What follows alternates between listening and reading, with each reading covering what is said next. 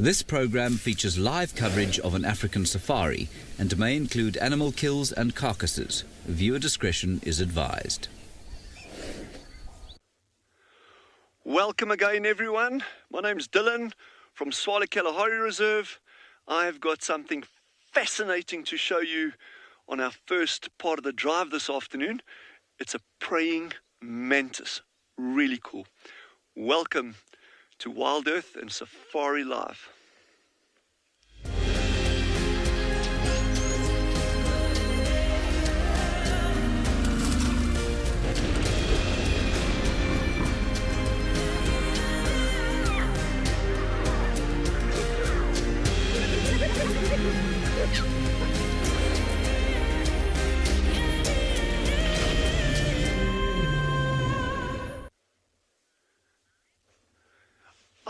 Welcome back to Tswalu Kalahari.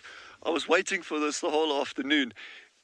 Old Gendre on camera as always, and my name's Dylan, and it is amazing to have you all with us.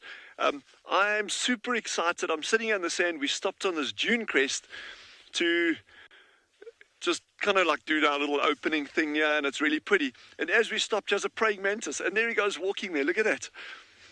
So this is it's called a common green mantid, but I think there's something wrong with him because he's not walking so well. It's called the common green mantid. It's the largest one that we actually have in South Africa. And I'm really interested, I'll tell you a little bit about him now, but I'm really interested in terms of his behavior, because normally at this time of the day, they're going to be stuck up in a bush somewhere, very, very well camouflaged. And so he's sitting out in the open sand. Now, one of the things over here apart from him, there's a whole lot of things that'll eat them, but one of the big predators that I've seen in this Kalahari environment on these praying mantids are ant-eating chats, southern ant-eating chats. Now, we've seen them a couple of times on a number of the drives. It's those ones that frequently follow the aardvark and the pangolins when they're digging. And I've seen them taking out praying mantises on a regular basis. And I guess, these guys fly very, very well. So they've obviously got to get from, bush to bush and that. And that's when they'll be exposed. On a situation like this, out in an open sand dune, that's exactly what's going to happen. Anyway, hopefully not while we're sitting right here. One of the really interesting features, I'm just trying to keep my shadow off in there. One of the interesting things about these little guys, there's a whole lot of interesting things. They have got remarkably good eyesight. And this little one is actually watching me now. And I'm going to move my hand around him, and you'll actually see, I don't know how well you can see his head moving there, but you're going to watch his head moving. Or not. There we go. Look, and I'll bring it back this way. No. But their eyesight is excellent. Their eyesight is very, very good. And these particular ones, it's the largest one we get in Southern Africa. We get a whole range of other little ones. If I find one, they are ridiculously well camouflaged, but we'll keep looking. But some of them are very, very small. These ones prey primarily on caterpillars. Now, again, we've been chatting about like the armored ground crickets, how as we're going into winter, they're kind of dying off. And remember, they're omnivores, so they'll go for carrion, they'll go for a lot of plant matter, they'll even eat each other if they get squished in that. But as a caterpillar specialist, and I mean, they'll feed on other things. I've seen them eating moths and that, but as primarily being a caterpillar specialist, this is a really, did some backward rolls there. This is a really bad time of year for these guys to be out. So I'd imagine they also kind of like reaching the end of their tether. But what an amazing animal, eh? And I'm going to, I'll just put my hand there just to give you an idea of the size. There's like bugs in my mouth here. There you can see, relative to my hand, the size of that praying mantis. So he's probably kind of like 50 millimeters long, give or take, roughly. But what an awesome, awesome, awesome animal. And they actually depict, not on Tswalu, but in Southern African rock art, there are actually depictions of praying mantids, which is interesting. They were regarded as the trickster deity in Southern African rock art. So we're going to just spend a little bit of time with this and just see what he does. And then we'll move on from there.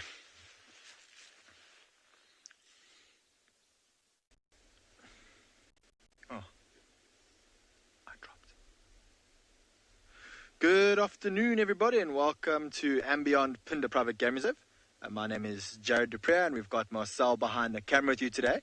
And what a great treat to start off a wonderful afternoon here at andBeyond Phinda with an animal we do not see too often, a black rhino, and a very relaxed and sleepy black rhino.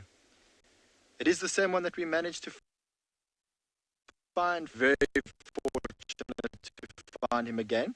It was in a very similar area to where we are here, and you can see next to where this male is, we've got a little bit of water and some mud, and I'm pretty sure the reason why he's in this particular area is that there's lots of trees around here that is perfect for him to browse with. Black rhinos on. And today is a slightly warmer day than the last couple of days that we've had, and maybe he was thinking, if it warms up, I'm going to climb into this waterhole to cool down. So he's an older male.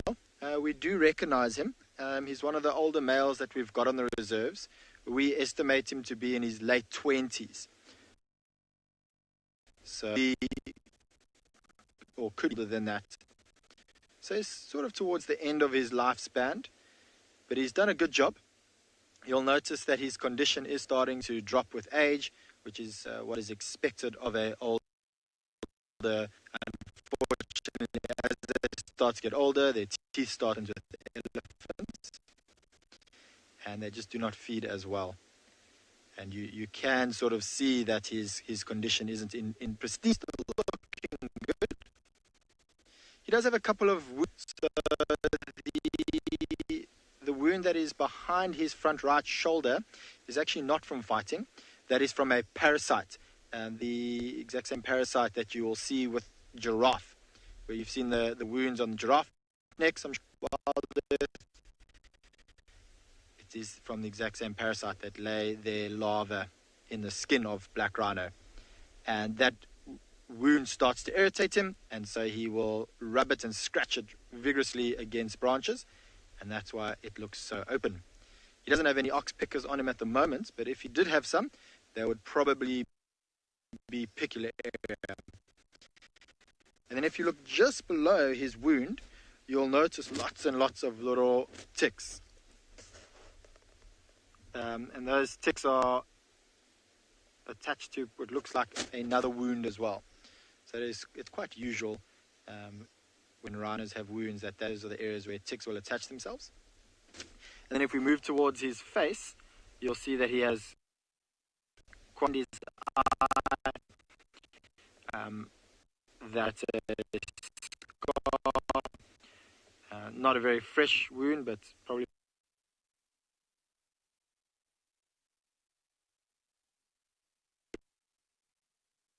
from fight, I think, but he's got a slightly fresher wound there, and that is from all The feed, we just had some problems on the other side there.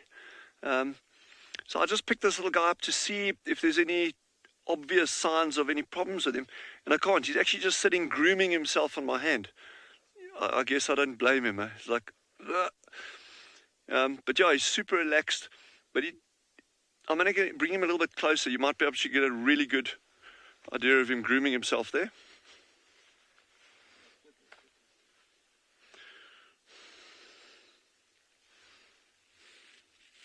Nope.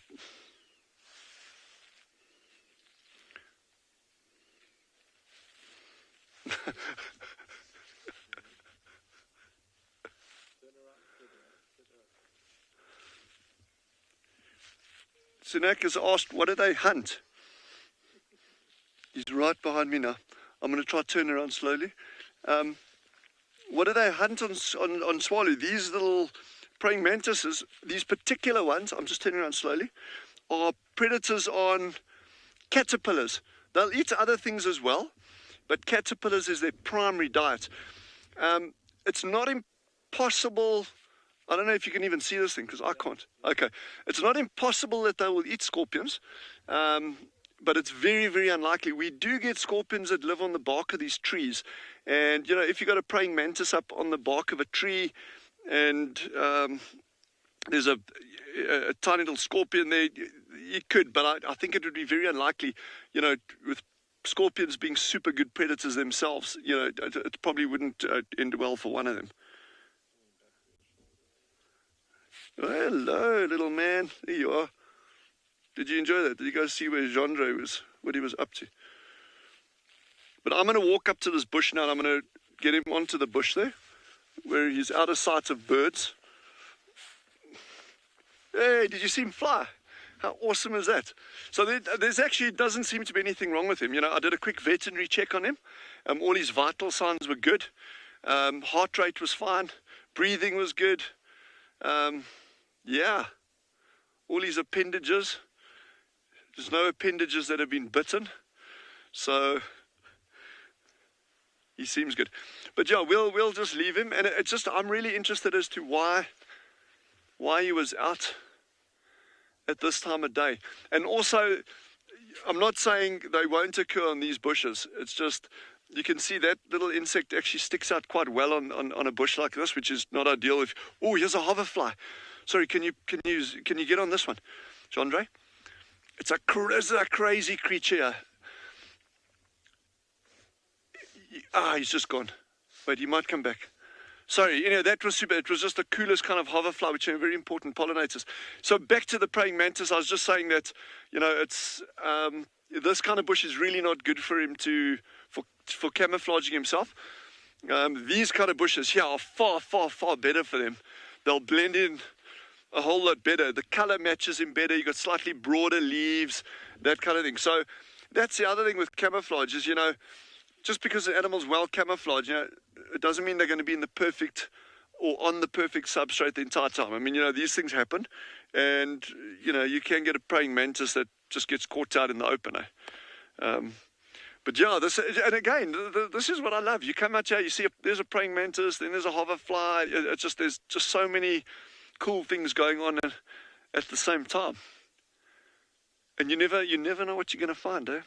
It's all good. Oh yeah, I was quite interested in where his tracks were. Here are his tracks over here, and this is. I remember you saw him flying off my arm down onto that bush over here. I don't know, Jandre, if you're gonna be able to get this. It's quite difficult, yeah. But this little guy didn't walk to where we got him. He landed over here somehow. And then this is where we saw him sitting for the first time. So he landed over here and then moved up like this.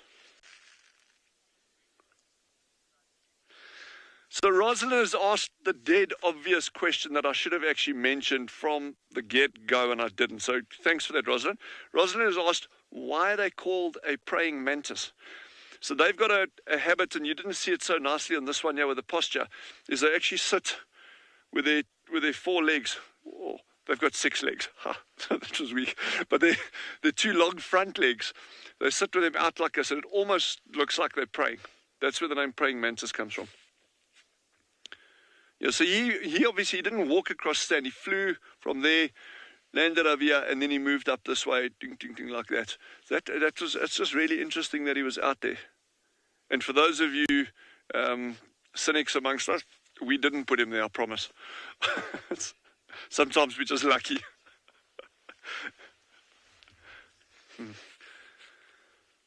Yeah, we're going to head on down this road. We're going to start cutting west from here. And hopefully find something else. We've got no plan, but let's head on and see what we can get.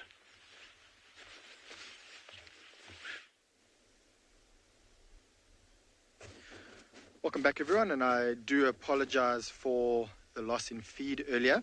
We are in an area where the signal is low, so I'm hoping that it's going to stay. So he has just rolled over now. He hasn't done much else but roll over. And I'm just having a look at his back, and you'll notice that there are quite a few scratches on his back. And those marks that you see on his back do look far worse than what they are. So what has happened there is that this bull, over the last couple of days, a little while, has been rolling around in mud and sand, and so his skin is sort of layered with that sand or mud. And then as he walks through the bushes, with black rhinos being browsers, they do tend to walk through very thick areas, and a lot of the areas that they walk through have quite a lot of thorns, and those are the branches and thorns scraping down his body. So he does look far worse for wear than what he actually is. That being said, he does obviously have quite a few deeper wounds. You'll see the darker scratch marks down his body, the ones that are more black in color. And those are probably from years and years of fighting with different black rhino bulls within this area. Now, black rhinos and white rhinos, you very seldom, if ever, will see them fighting. Because they're two different species, they do not compete for mating, and they also don't compete for the same sort of food. So black rhinos eat branches and leaves, white rhinos eat grass. So for most parts, black rhinos will leave white rhinos alone.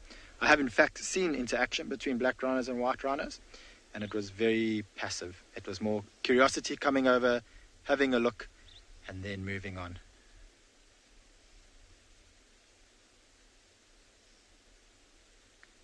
So Ruby, we will dehorn a rhino on average every 2.5, 3 years.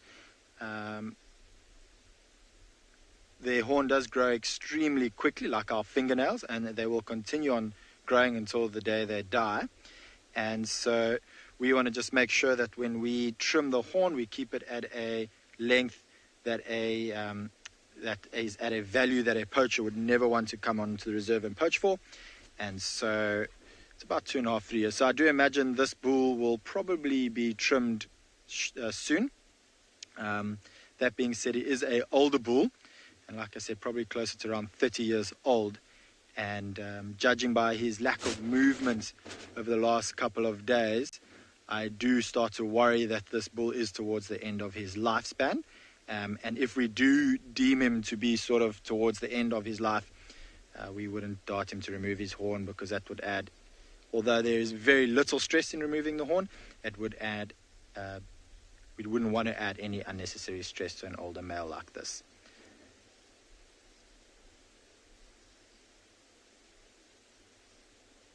So I'm not sure exactly where we cut off last time. We were talking about some of the wounds on the male, and you'll see around his face he's also got quite a few different wounds from fighting.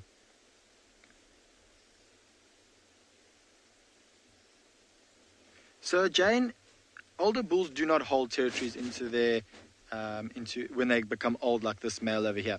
So this male, he for the last 10 years or so, he's been dominant in the central part of our reserve, in an area where we call Bombeni. And just recently we've noticed that he is moving more and more south to where he is now. And the area where we're seeing him now is an area that we haven't really seen him much in the past. So I think he's being kicked out of that particular territory, which he had held for quite a few years. And now he's trying his best to just avoid any confrontation with any other males, and will keep on moving until he gets into an area where maybe there's some younger bulls that aren't going to challenge him, or maybe just no territorial bulls. We do have a fairly big reserve, and although we have a very healthy population of black rhinos, they don't cover every part of the reserve.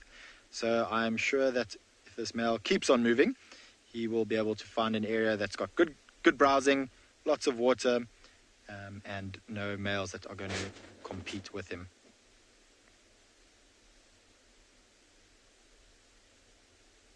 He just looks so peaceful. And this is so special. He's one of the few males on the reserve that is actually this relaxed. So Jim, both black and white rhinos don't have a mating season. So the males will court the females any time of the year. The gestation period between the gestation period of the females around 450 days of a black rhino, and then she will hold her calf for maybe about 2 to 3 years. In that time, she will kick her calf out, and then she would have mated with the male just before she kicks the calf out.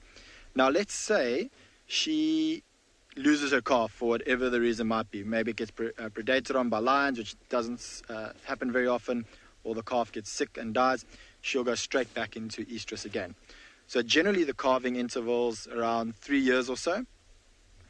But if she does lose her calf at a younger age, or if she does lose her calf, she will then go back into estrus shortly. That maternal instinct will kick in. And she'll walk around, release in her urine some of those pheromones that would attract the males to know that she's in estrus, and they would therefore track her down. there are actually very few animals out here that do have breeding seasons. What we find is that it is mainly the grazing animals. So animals that rely heavily on grass for their source of nutrients, and they want to try give birth around the rainy season. And the reason for that is that when they have their calves, they want their milk to be as rich and nutritious as possible. And so they want to drop their lambs or their calves around that period of time. For the rest of the animals, most of the carnivores don't have a breeding season. Elephants, giraffe, both species of rhinos, hippos do not have a breeding season.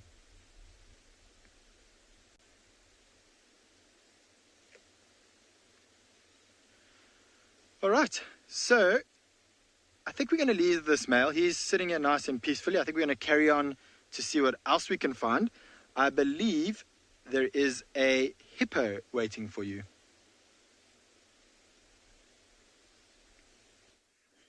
Good afternoon, everybody. Special welcome to all the kids watching, and welcome to the Sunset Safari here at andBeyond in Ngala. You can see we've decided to come out to this waterhole. This is Clara Dam. You've been here a number of times before, and we're just seeing what's around.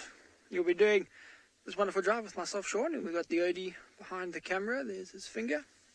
We just thought it was hot weather. We're going to see what came down to the waterhole now for a drink. Seems nothing. Maybe it's still a bit too hot. We did see some zebras on our way here that seemed to be doing the exact same thing. They were heading straight towards this waterhole. There were two little ones in there, but they went into the bushes. I think they're taking a shortcut, cutting across. So we're going to wait here patiently. You'll start to find now, after the heat of the day, as it's cooling down a little bit, things like the zebra, the wildebeest, the giraffe, the impalas should be coming down for their final drink of the day before heading off to a place to sleep. Now you can see where we're looking at there, those two hippos. So they're here. One of them was actually quite far out the water when we arrived. I think got a bit hot, the sun got a bit too strong. Oh look, you see that? That's a leg. The hippo is rolling over. It's like he's trying to coat his body with some mud. And there was a leg that you saw flailing in the air there. But although you can't see a lot, I must say, in the waterhole like this, there is a lot of life. There are fish, there are terrapins. The terrapins are freshwater turtles. In fact, I can see a few here close to us. Yeah, 1, 2, 3, 4. Eddie's going to see if we can find them. They're quite hard to actually see. You just generally see the little black dot of the head there. Just under, there's another one further back there, Eddie. These are little terrapins. Now, they look small and they do look quite cute, but they're actually quite aggressive. They will often hunt small little birds that come to drink on the side of the waterholes. They'll go underwater like a crocodile and sort of come up and grab one of the little birds that is drinking. So there you can see a shell behind them. They're quite a long animal, in fact. And often, you know, if something comes into the water, they might bite the ticks off something like a buffalo.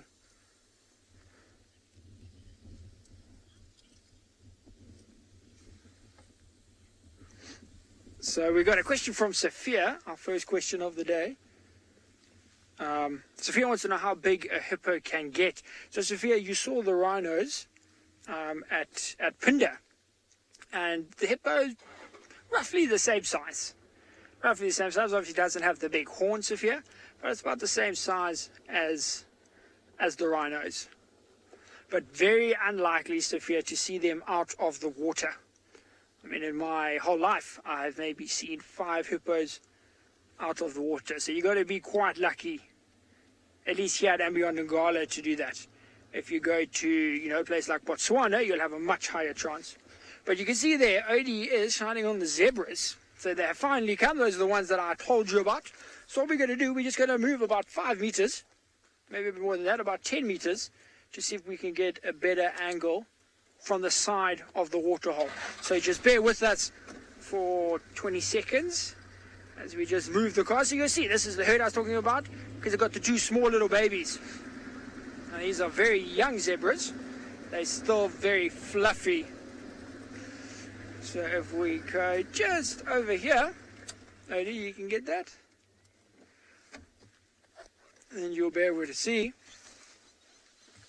all of our zebras. So that's what I was saying, you know, now that it's cooling down, these animals are coming down to the water. You can see one little one on the far right hand side of the herd. It's a little bit younger, and there pops out the other one on the left. Well, third from the left. But you see, quite nervous. So this is the safest time for these sort of prey species to drink. So we know in weather like this, so hot, that all the predators, your lions, your leopards, your wild dogs, your cheetahs, they are most likely sleeping. They are resting in the shade. It's just too hot for them to do anything. And these prey animals, zebras, impalas, wildebeest, they know that. They're like, okay, now's our time to come and drink. So the little one on the left there, most likely not drinking, because maybe it's too nervous. It's just a little bit scared. You can see it keeps turning around. It keeps looking back up the bank onto the grass. Maybe it's just a little bit on edge. Now, I'm sure it will definitely come and have a drink. There, he's slowly coming towards the water. But a waterhole's a scary place. You know, firstly, there could be a crocodile. There's no crocodiles in this waterhole. In the other waterhole we do have, but here we don't. But they got to worry about potential crocodiles in the water.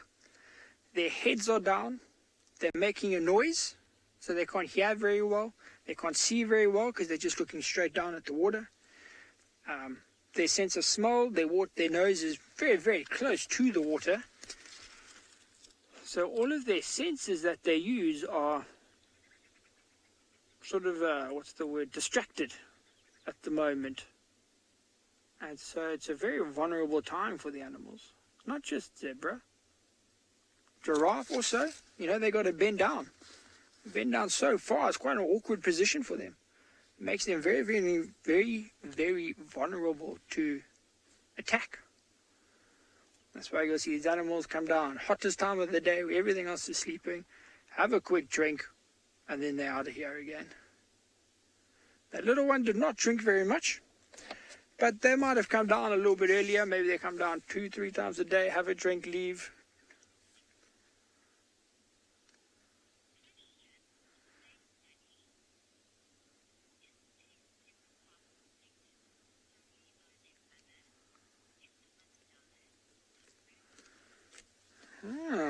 Okay. So Space Bunny wants to know sort of how a zebra calf is protected. Is it protected solely by the mother or by the whole herd? So Space Bunny,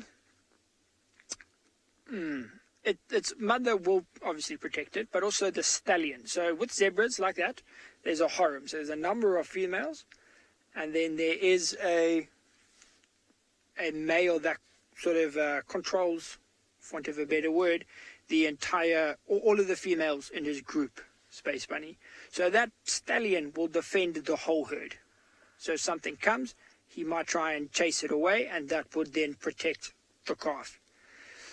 If that calf's mother dies, Space Bunny, it depends on how old the calf is. If the calf is old enough that it doesn't need any milk, it doesn't need to suckle, anything like that, then it will be protected in the herd, because it will stay alive on its own means, and the stallion will still protect the herd which the calf is in. If it needs to suckle, as far as I know, I have not heard of another zebra adopting another calf. So then most likely that calf would die because no one's going to give it milk. Not that I've heard, at least. You know, there might be some situations, I'm sure there are some situations where zebras have adopted other calves, but not here on Ngala, Space Bunny. So most likely if the mother dies and the calf is suckling, it will die. If it's past the suckling stage, it's been weaned off already, then very good chance that the calf will survive and it will be perfectly fine. You know, because the male will still protect the whole herd. And duck my head there so you can see the hippos. But otherwise, out here, just a very peaceful spot on the reserve. Very peaceful time of the day. There's also, today is awesome because there's no wind, there's no breeze. It's just a still, calm day. But what our plan is, so we're going to sit here for maybe a little bit longer, see if anything else comes down. I was hoping for some giraffe. And then the tracking teams.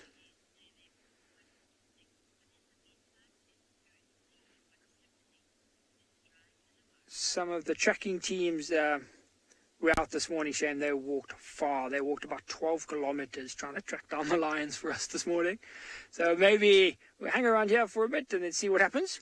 But in the meantime, what we're going to do is send you off to the very dry Kalahari. So we're just ambling around here, and I've just found yes, I love these insects and arthropods and stuff and bugs, and this is just the bomb. I actually, my heart skipped a beat there for a moment, because as we were driving, I saw this shiny thing lying on the ground there. I thought, oh no, don't tell me that's like some weird piece of plastic or something that's ended up here somehow. But anyway, walking closer, I find it is anything but plastic. Oh, this is just stunning. This is absolutely... I'm going to try, Jean-Andre, which side you on me for the light? That side. This side. This is drop dead gorgeous. Look at that. Can you see it there? This is a millipede. Look at that. It's dead. Obviously it's dead. Just if anyone's wondering. But it has been perfectly preserved. Wow. Wow, wow, wow. In Afrikaans, okay, let me, geez, I don't know what's going to work best there for you. You happy? I don't know what's, in Afrikaans, one of the names for them is called a decent put. A decent put, which means 1,000 feet. But they obviously don't have 1,000 feet. I mean, there's just no ways. They can have a couple of hundred, depending on the length of them. In fact, we might even keep this guy because it's just so well preserved by the sun. And just do a quick leg count on him. Well, quick. I'll need to use my feet and my hands to get that count correct. But that is just gorgeous. And these typically, same as a pangolin, they'll actually roll up into a ball. They'll curl up into a beautiful spiral.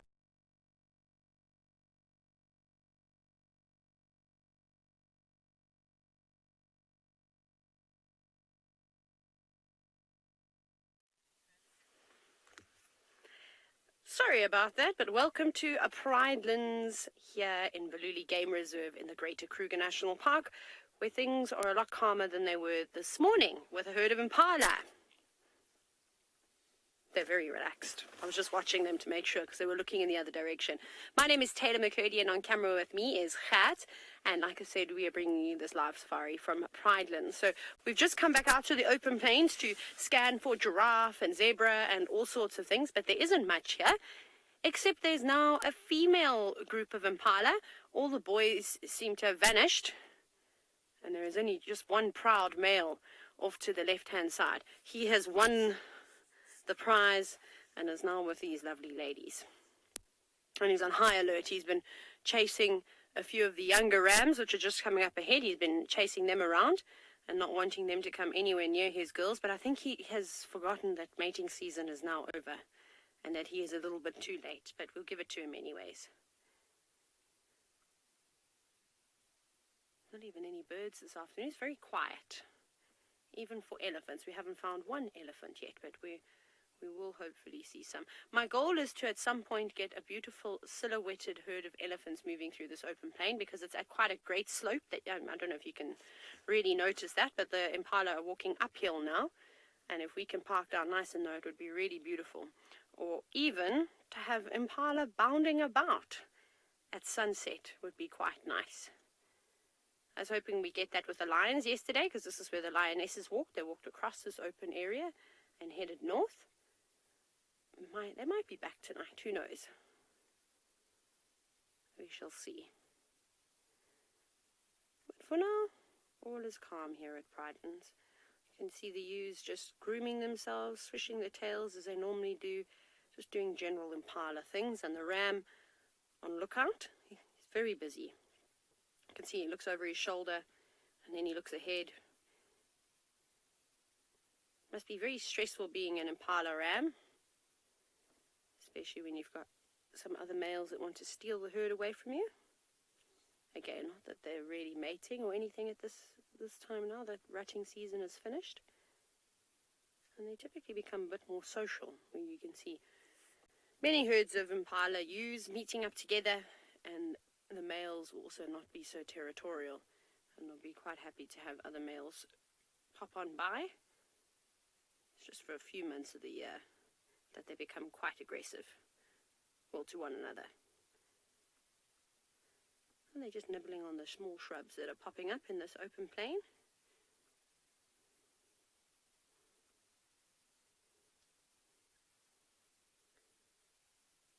I'm surprised we haven't seen cheetah here yet, because this is sort of the perfect area. But maybe when we eventually get signal on Quenga, which is the property just adjacent to us in the east, there's some huge open areas there too, lined with leadwoods. It's actually really beautiful. One of them is called Cheetah Plains. So this cheetah have been sighted down in that area. And there has been some cheetah sightings up here, just not since we've been here. But one day, one morning, we'll be lucky.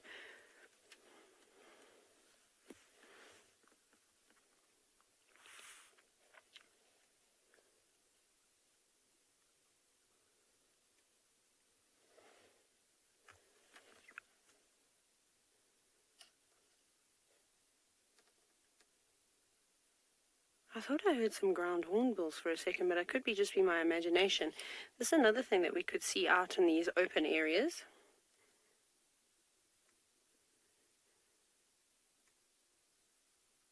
I'm surprised that the zebra and things aren't back. But anyways, they must be doing one of their little mini migrations and have moved over into Jajani.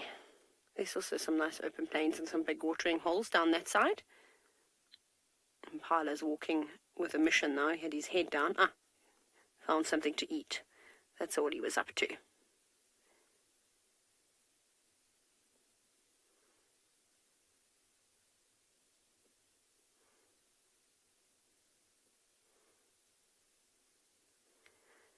Now, something that we have been looking for, which we will continue to search for, is the Impala ewe with horns. So, Kalena, we're going to head towards Leopard Dam, and that's the area that she's been hanging around in. I haven't seen her yet. Like I said, I've just seen a picture of her, but she has been sighted a few times, but with a herd that's very, very nervous. So it's been quite difficult to sort of catch her. But I think from here, our next move is to go to Marula Lane and meander down that lovely pathway under all the marula trees, and hopefully find some interesting things along the way before we get to Leopard Dam. And if we have no luck after that, then we'll probably go back towards the dam right outside the eco-training camp, as I'm sure the elephants will be on their way for their second drink. There were quite a few elephants around camp today. But we will move on from here, and I will keep an eye out for all sorts of wonderful creatures.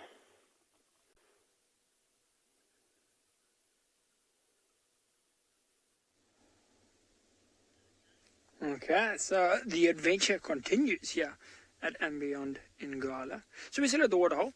We're going to just bide our time here patiently. I feel like that is going to be the name of the game today. Patience. Just waiting in the right places, seeing what happens. So you can see here, our hippos just went underwater, but they've actually been quite active. Coming up, going down, coming up, going down. They seem to be getting closer and closer to each other. At the moment, they're just doing it underwater. And so, a lot of people think, in Africa, people come here and they're scared of the predators. They're scared of the lions and the leopards and the hyenas and the wild dogs and that sort of thing. But if you look at it, factually, statistically, predators actually kill fewer people than the plains game, the ones that live on the plains. The herbivores, things like the, what do you call this? A hippo. Things like hippos, rhinos, elephants, buffaloes. They kill more people than predators do. And it's because of this. You get your waterhole, First time in Africa, you're doing a self-drive safari, you don't know what's happening. You're just having your own good time. It's very, very hot. You sit here for 2 minutes. So, chance potentially, potentially hippos are dangerous. Now, we're sitting here. Did you guys see that? So we're sitting here, chance, and the hippos are perfectly fine where they are. I'm very, very safe. They're not going to come and attack me. They're not going to come and do anything. They're not dangerous to me here. But chance, you come here, you do your own little safari. It's hot. You sit here for 2 minutes. You don't see any hippos. So you think, cool, I'm going to go swim. Chance, then you go and you dip your toes in the water. It's refreshing. So you go a little bit further in, maybe to your waist. But unknown to you, there's like 5 hippos underwater. Like this now. You can't see them. They can stay underwater for quite a few minutes at a time. And then they are dangerous. Because now you're going into their safe spot. So there's a male hippo that lives in this waterhole. This is his territory. He loves this waterhole. It's his home. And now you are going into his home, chance. And then, yes, he will defend his home. And he will attack you. And he will kill you. Now, chance, he's not doing it to eat you. Hippos are vegetarian. They just eat grass. They don't eat any meat. But he's just doing it out of self-defense. So they can be dangerous, chance. They have the potential for it. But only if you do something silly. Most of these animals will only attack you if you do something silly. If you try to get too close to them, you try and steal their babies. Oh, okay. So, as I hippos go underwater, we're going to carry on and send you across to andBeyond Phinda, where Jared has found something very cool.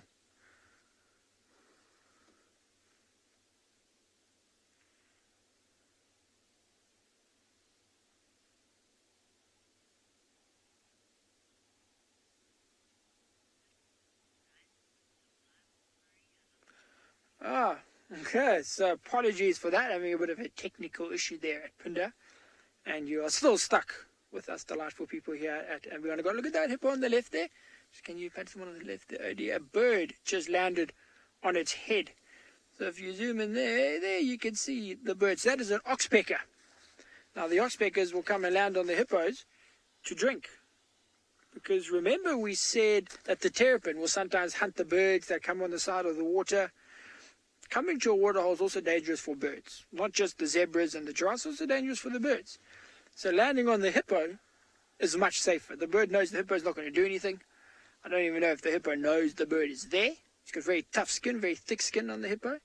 So the bird can land there and he can drink safely. Nothing's going to attack him while he's on top of a hippo. It's one of the things that he's learned to do to survive. Land on the hippo. You see, in about a month's time, end of July, August, you'll see sometimes as the water recedes, you see the terrapins coming and sitting on top of the hippos. Because then they're safe and they can still get nice and warm from the sun because they're on top of the hippo.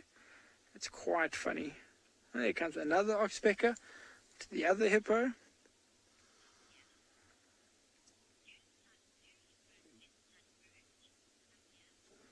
So we've got a question from Sabi. Sabi, I can just hold on. Look at that hippo's head. A whole bird party just landed on him. A shame. I don't think he knows. His eyes are still open. So if he was bothered, he would just go underwater. Right now, he's happy to be a floating island. So Sabi's question was, do hippos get sunburned? Sabi, yes, they do. That's why hippos spend all of their time in the water during the day. They hardly ever come out of water when the sun's out. And they only come out at night. That's because their skin is it's very porous. And if they come out into the sun for too long, they can die. Their skin will dry out, it cracks, it bleeds. It's very, very vulnerable. In fact, if we zoom in on that hippo on the left there, OD, if you don't mind, just look at the colors of the ears, nice and pink. Now, it's not often that you see that, but now what we're going to do is send you across back to andBeyond Phinda for something that you also don't see too often.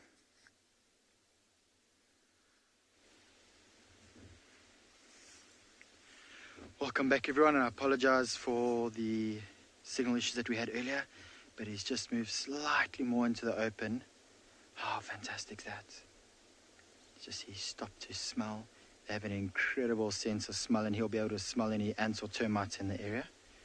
You'll see that there's quite a few rocks around him, and what he will do is he might turn those rocks over with his long claws that he has. How incredibly special is this? Now you might see that he has quite a few ants crawling around him, and so as he starts to dig into the nest where the ants are, there will be some of the ants, the soldier ants, will come out and try and attack him, but it doesn't bother him too much. Right, we're just going to move over slowly. We can see that he's busy digging.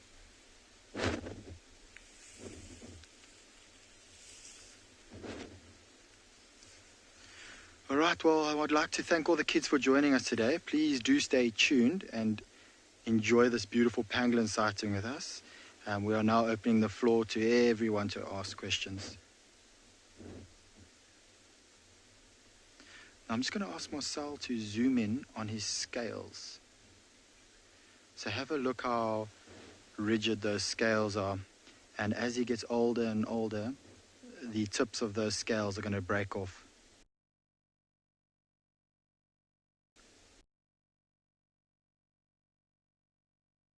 The edge is darker, and that golden color that you can see is from the pangolin busy walking over grass and branch.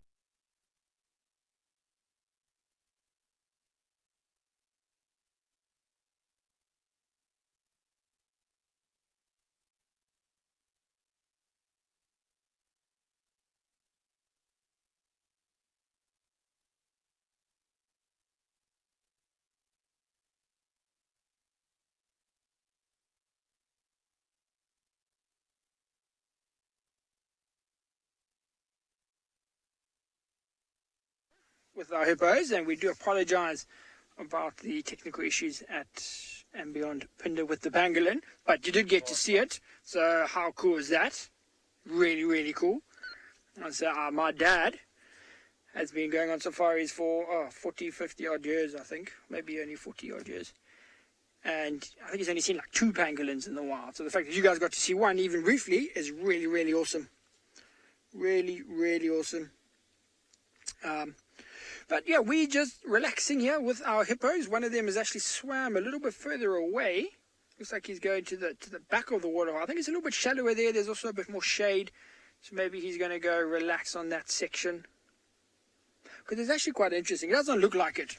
But I've seen this waterhole empty. So I know how deep it is. So right now, right in that middle part there where we last saw the hippo come up, it is quite deep. You know, the hippo will be completely submerged if he's on the bottom. I'd say it's probably close on 3 meters.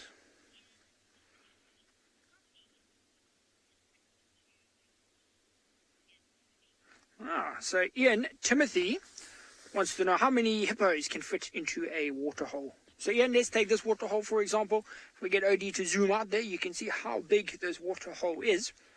Now this is our second biggest waterhole on andBeyond Ngala, Ian Timothy, and in here I have seen up to 14 or 15 hippos at one time inside this waterhole. Now out of those, let's say 15, there will be one big dominant male, and then mainly females, and then there will be a few sub-adult males, you know, ones that are not a threat to the dominant male. So Ian Timothy, it mainly just depends on the size of the waterhole. As this waterhole gets smaller and smaller and smaller, as it dries up during now, our dry season, which is winter, then a number of the hippos will leave. They're just running out of space, they can't submerge themselves, things like that. So sometimes the waterhole has 15, and sometimes the waterhole has 2. It just depends. Oh, but look at that. I'm going to go forward, because I have just seen something, not actually on the waterhole, just off to our left, that I think OD might be able to see. OD, if you just take the camera and you shine right here on this broken, so this is a fallen down knobthorn. So if you just zoom straight in there, OD, now go a bit more up and right. There. Now zoom straight in to the top left of your screen. there is a monitor lizard. There we go. You can see him camouflaging. I looked at that and I was like, that looks weird. Doesn't look like. We're going to go a little bit forward, guys, just to see if we can get a view. I don't know if he's facing us. Is he facing us? Look at that camouflage. He is facing us, yes. But his head just seems to be behind the branch. The FC seems to think he's facing away. No, he's facing us. Yeah, he's facing us. Look at his feet. You see, look at the way, look at his claws. Look at the way his claws are facing. His sort of toes. They're coming towards the front of his body. So I think his head's just behind this branch here. I can't go any more forward because I don't know how much of a view you would get. But how is that camouflage? Absolutely incredibly camouflaged in there. This is one of our big monitors that we get. So now we get rock monitors and we get the water monitor. Now this one I would say is most likely the water monitor, just judging from its sort of distance to the water and its coloration as well.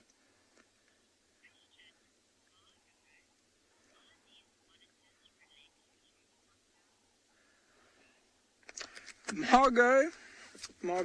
So Margot wants to know, are these monitor lizards related to the crocodiles?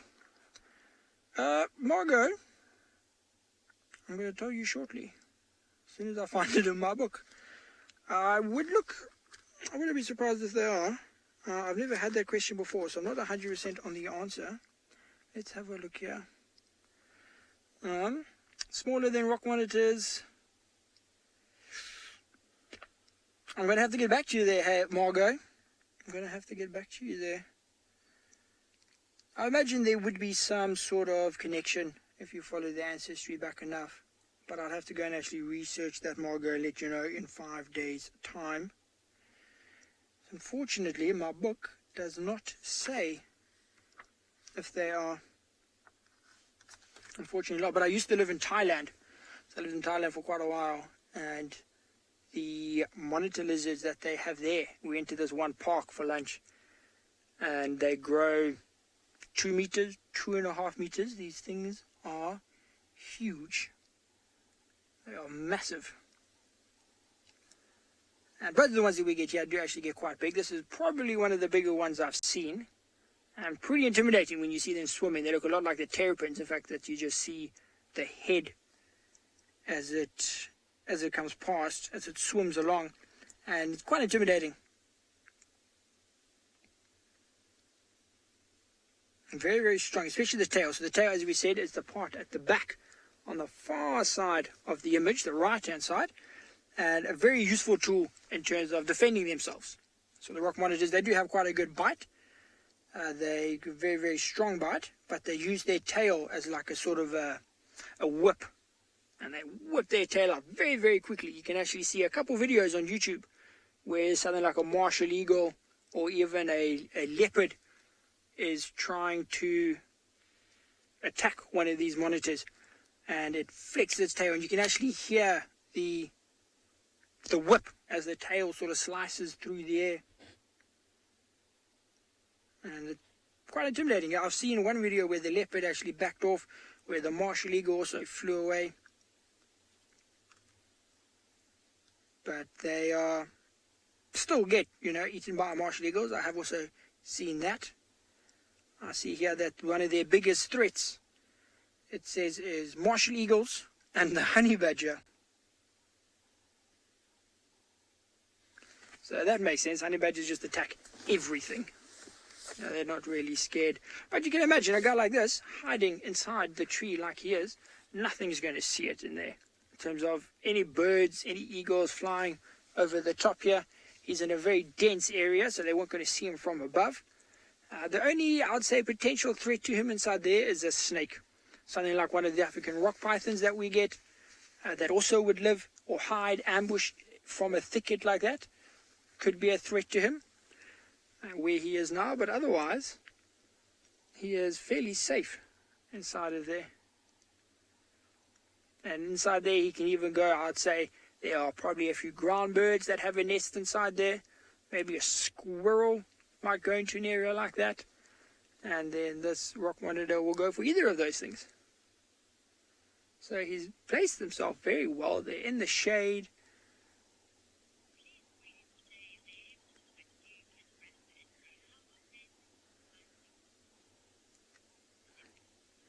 Okay, but we're going to sit here for a while. Let's see if this lizard moves a little bit, comes a bit more into the open. But we're going to spend some time here, just patiently waiting.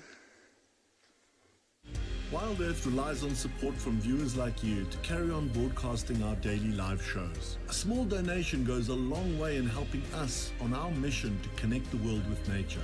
Please visit our support page to see how you can help and become part of the WildEarth family. Look at who we found this afternoon. It is Kumo, the giant elephant. He's not a giant elephant, but he's a rather large camp for the last few days. I've been now and then, but he is back at Marula Lane. Now, this is actually interesting because all the elephants moved away from Leopard Dam and have all been feeding up in the far sort of southeastern corner and then using Ndlovu Dam, which is outside the eco-training camp, to drink. So I wonder now, if Kumo is back here, I wonder if the rest of the breeding herds are also going to change their routes slightly and rotate a little bit. I mean, it's not uncommon for them to do that, for them to feed in the same area for a few days, maybe even a week at a time, and then sort of move around. But at one point, we couldn't drive down Marula Lane. We basically did our entire lives down here. We would see almost all the big five around and near that dam, which was quite cool. So elephants seem to be back in the area. What are you eating? A knobthorn? Those thorns are not going to affect him at all. I'm kind of envious because I wrapped myself up in a buffalo thorn earlier today, and I may or may not have cried. I won't confirm or deny, but I definitely have some scratches and was bleeding. So I'm always envious at the thick skin of an elephant and how they're able to just tear through these trees.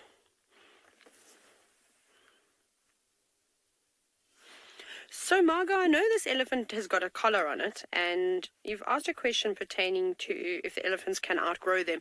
They definitely can, which is why it's very important that we keep a close eye on them. So any photos that I do get, when I have a chance to edit them, I will send them on to Elephants Alive, which is the conservation program that is actually studying elephants, which is quite interesting. You can maybe check their page out and read some fun things that they're doing.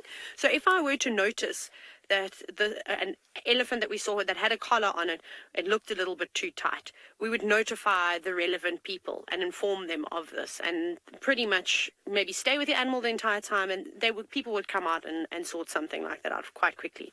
Hey, big boy. But this is not the case with this elephant. Look at him. Hello, big boy. He's had a mud bath at some point, maybe earlier today, or maybe late yesterday afternoon. You can still see how he's covered in it. Yes. Hi, big boy. I'm just moving back for him. Sorry, he's a really large elephant, and like I say, with big elephant bulls and elephant cows, they don't need to come right up close to me, so I always just give him a little bit of space. Sorry, boy.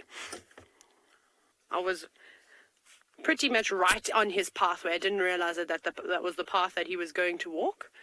Off he goes, down into the drainage line. You can actually see it doesn't look like he's following a network at all, but if you look just in front of him, you can see how it opens up a bit there. So elephants and hippos, and I suppose, elephants and hippos are probably the two largest mammal species and make the best pathways. Buffalo do, but they spread out quite a bit, so they don't, walk in a straight line, necessarily following one another. I think all the smaller animals are very thankful, especially during the summer months when the vegetation is so thick in this area. At least it gives them a clear way through. And maybe a bit of a break from the ticks as well. I know what it's like going on a bushwalk through the long grass in summer, and you walk through a tick nest. It's an absolute disaster. Again, he's got the taste for trees with thorns.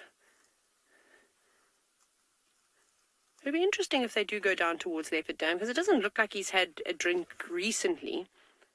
And that's the closest water. We might try and stick with these boys. There's a couple more that are on their way.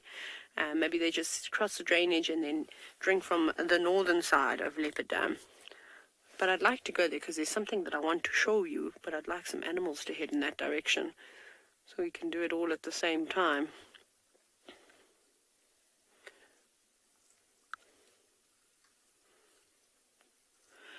Hallie, the tusks of an elephant are solid. Oh, sorry, I've got little Mapani bee things flying around my face. So they're not hollow at all. Not like, for example, an Impala horn, where there's a bony protrusion, but the coating is keratin. So you can actually separate the keratin outer sort of layer from the horn when when the animal is not alive anymore. But that's not the same for an elephant tusk. It is very much solid. It's very heavy ivory. Even just a small piece you'd pick up and you'd be super surprised as to the weight of it. But I can see why you would think that they're hollow. Do you know where there is a section that is hollow? Is basically where the flap of skin sort of folds over the tusk. Up top there is a section inside the tusk that has got some nerves in them. And I always describe them as like a tentacle. So that sort of attaches, but then the part that we can see is not hollow. That part is solid. So the reason why Kumo the elephant turned around and looked at us like that is that it wasn't directed at us. It's because there's a young bull that is tailing him and has just come up from behind. And we're just sort of warning him. What you'll see, he's saying, don't come into my space. Not necessary. I'm eating here. And he's giving him the evil eye at the moment. You see, that young elephant is giving him a wide berth, but he's just so desperate to be close and in his space and to learn from him and to eat what he's eating, you know.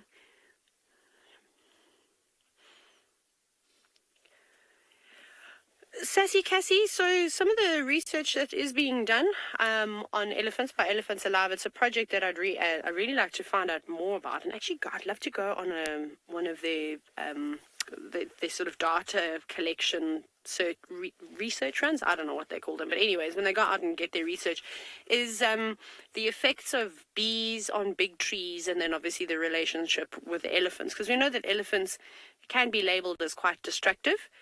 Obviously, they want to eat the nicest of plants, and they often tend to be the biggest of trees, and they'll push them over and sort of break them. And a lot of people are not happy about this, but again, it's natural. It's just what happens. So they've started putting beehives in big trees to try and protect them. So that's like one study that they're doing. Another really interesting study that it's still ongoing, and I'd like to find out more about it, is again the relationship and the effects of an elephant and big trees and vulture nesting sites. So essentially they're wondering if elephants are responsible for destroying big trees. Whiteback vultures in particular is a vulture we normally see nesting in this area. They like to nest on marula trees and also knobthorn trees. And those are the two types of trees that elephants absolutely love. I mean, he's feeding on a knobthorn now. It's a small one though. And so basically the research is going on about, do elephants destroy those potential nesting sites? But then there's a curveball, because when an elephant ring barks a tree, it obviously exposes the cambium layer, which is a very sensitive part of the tree. You know, it's the layer responsible for the transportation of nutrients from the roots up to the leaves. And if an elephant sort of doesn't completely ring bark it, so just strips some of the bark, it allows for borer beetles to bore down into the wood a lot easier than if that tough outer bark is on them. And then they were saying, well, you know, those boring beetles and their larvae weaken trees, and that could also have an effect on a tree collapsing. So there's this whole study that they're doing between boring beetles, elephants ring barking trees, and vulture nesting sites. So I'd love to get in touch with some of the guys and chat to them a little bit more and find out what their recent studies have sort of shown. So it's really interesting stuff. But I suppose we can chat a little bit more about that later.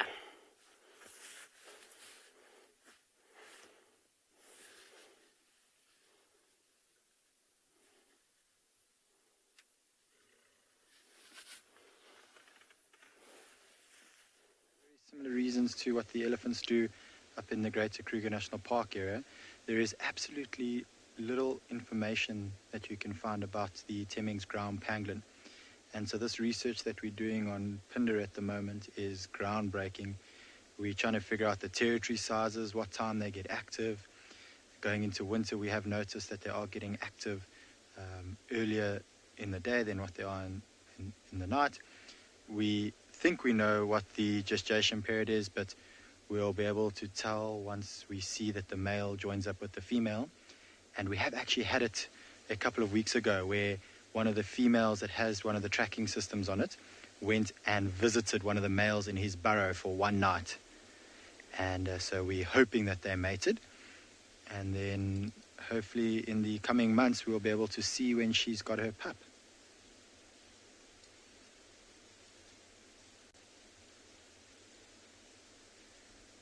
But isn't this just amazing? It's an opportunity that most of us guides will never be able to get. And we're actually very fortunate at the moment with the change in weather conditions that the researchers have been monitoring them a little bit more closely. Often they don't track them down, they just track them with the tracking system through the computers. But over the last 2 weeks or so, the habitat team has come out just to try and monitor the pangolins, seeing if the change in temperatures has affected them at all. And that's how we've been able to come out and see this pangolin today.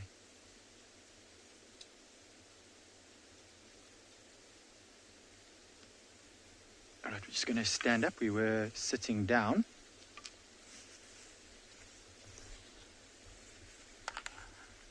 Now he's busy walking around at the moment trying to find ants. There's quite a lot of rocks around here, and he's been trying to turn the rocks over or dig around the rocks.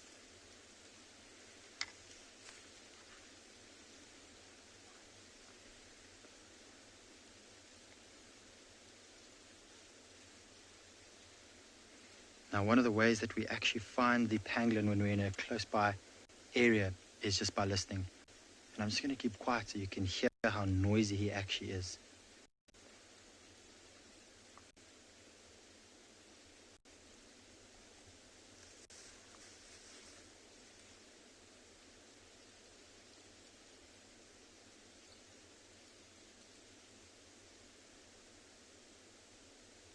So that rustling that you can hear is him moving through the grass, under branches.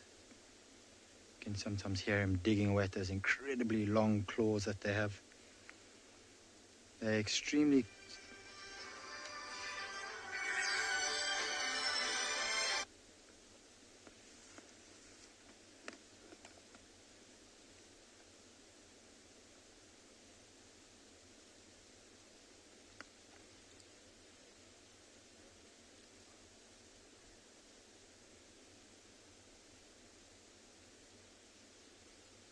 So I do apologize for my phone ringing. One of the ways that we do communicate with FC is through them phoning us, and my phone dropped and I have to keep it on, not on silent, so I can hear it when they call me back. So I do apologize for that wonderful ringtone that you just heard. So there was a question now about whether pangolins are reptiles like lizards or are they mammals, and you would think because they have scales that they must certainly be a reptile, but they are most certainly not. They are a mammal. And you'd also think, oh, they have scales, they must lay eggs, and they don't either. They give birth to live. They give birth to one young, and it is high up on my bucket list to see a pangolin pup. I believe it is called a pup. And one of the reasons why is that pup will sit on its mother's back, or quite low down on the back, kind of where the tail is, and hitch a ride wherever it goes. So in a very similar position to where those two tracking systems are. Obviously, this being a male, we don't have to worry about him carrying a pup, so we haven't had to try strategically place the tracking system on him. But with females, we would move it a little bit more over to the side to ensure that when she does have a pup, the pup will be able to sit nice and tight on her tail. Right, we're just going to move slowly forward. There's some little bee eaters flying around us, catching insects. I think they're hoping that we chase insects out of the grass, which is incredible. So he's obviously found a very good patch here that is full of ants. He hasn't moved too far yet. As I mentioned earlier, his sense of smell is incredible.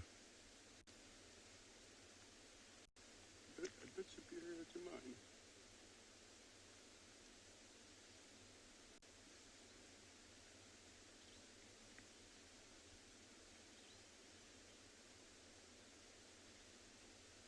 Now, we estimate this male to be around 8 kgs, so he's almost fully grown. The average weight of a Temmings pangolin is around 12 to 14 kgs.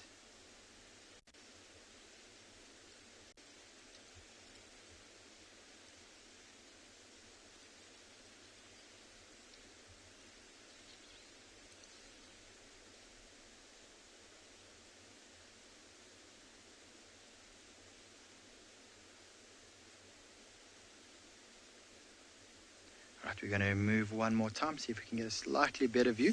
The grass is quite long, and we don't want to stand in the way of the sun, so you can get some beautiful images. There we go. Just letting Marcel get untangled from some of the long grass here.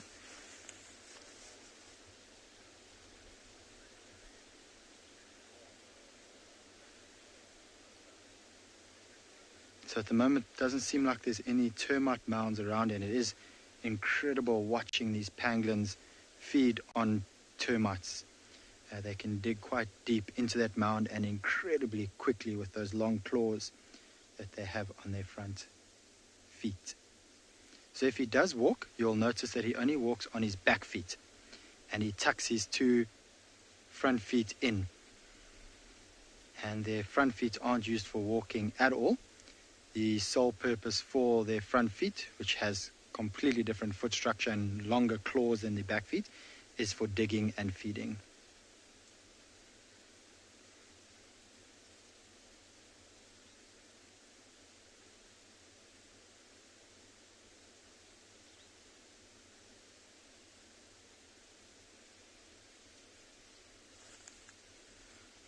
Alright everyone, we're going to stick around a little bit with this pangolin. Hopefully he walks a little bit more into the open, but we're going to head over to Ngala.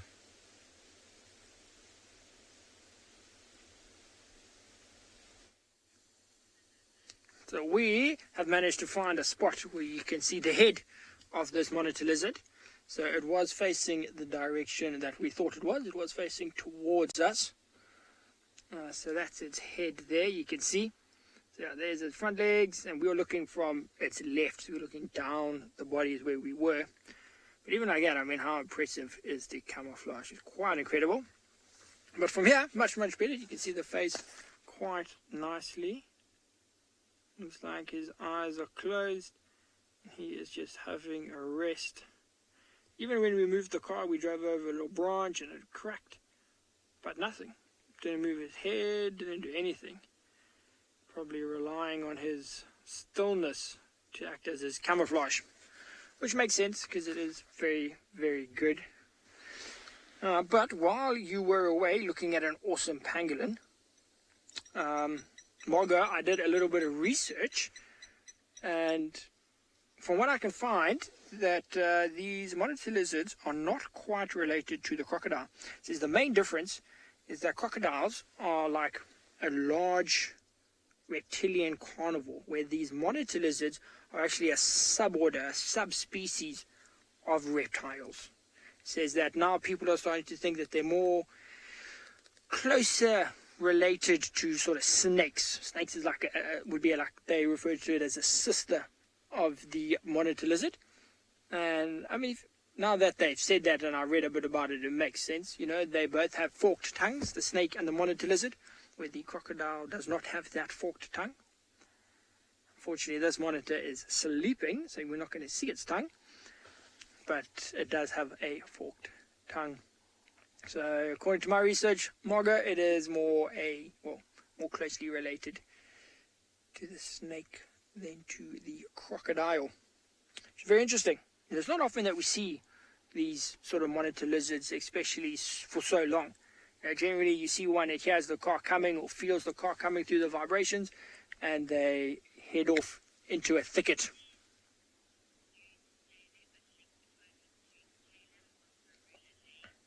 Okay, so you can see this guy's sleeping, so we are just going to maybe have a nap here with him. While we do that, though, we're going to send you across to Taylor on Marula Lane.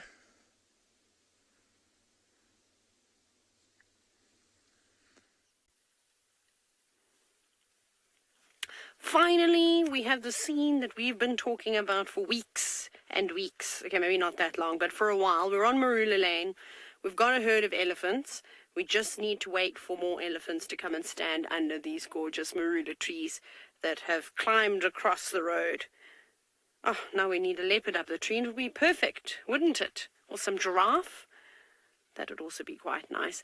But it seems as though the breeding herds of elephants have moved back down to Marula Lane now, because we've got a whole bunch here just scattered all over. I haven't been able to find my favorite female elephant, and if it is, to confirm if it is the big breeding herd we have been seeing. I think it is, because Kumor normally hangs around with them. Well, he's not normally too far away from them, but there are a couple of breeding herds. And I do see one tiny little elephant, and I know that there is one really, really small one that is in this herd. That's not to say that there can't be in other herds. I think I'm going to have to move forward for you, Kat. I'm so sorry. I've sat myself down into basically a pretzel to undo my legs there. Okay, let's go here. Let's see if we can get a nicer view. Because there's a tiny little baby just over here. We should be able to see it. If not, we'll look at these two young elephants.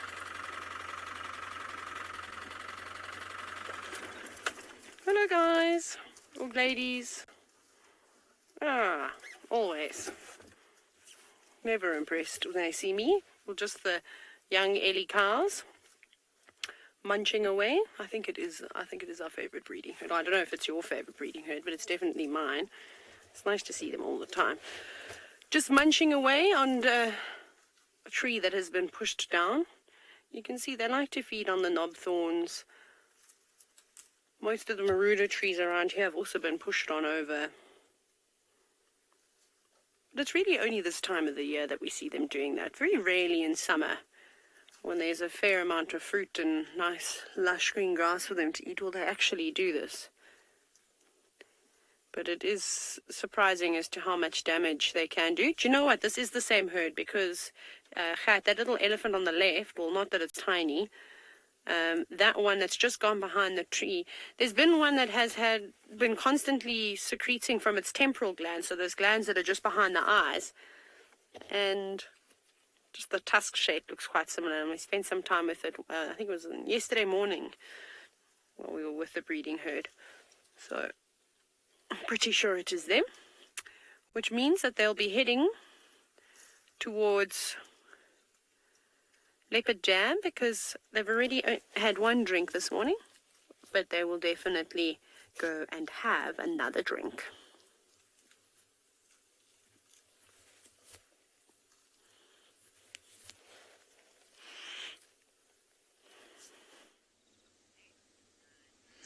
Okay, so we managed, Odie and I, not to fall asleep watching our sleeping monitor. But he hasn't done much. I must say, he hasn't actually done anything. He's just been camouflaging here. Odie and I were actually talking about the tree around him, which is a knobthorn tree, and how well he camouflages inside of this knobthorn. And, you know, I wonder, do they go to specific trees?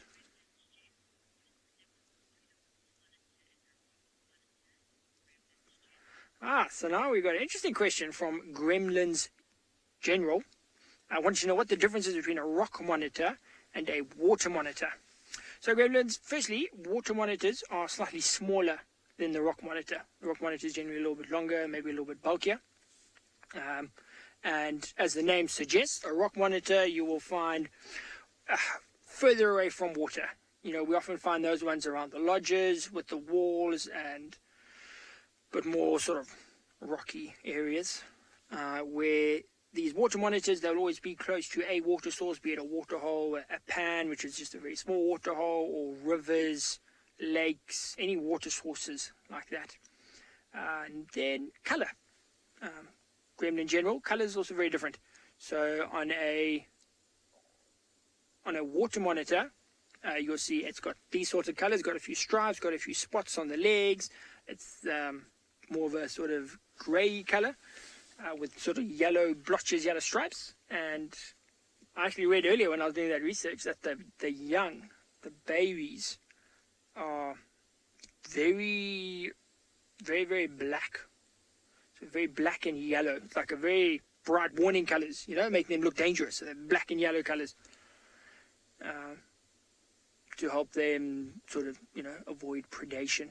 Where the rock monitors, they're a bit more sort of generally yellow in color, a bit more sort of browns, less of the grays and the darker colors. There's more of those lighter brown colors. And also because they live in different areas, different habitats, they feed on different prey. So they've got different food sources and also different predators. Now, those are the main differences. Most of the rest of the stuff, they're all very, very similar in terms of their hunting strategies, their eggs, that sort of thing.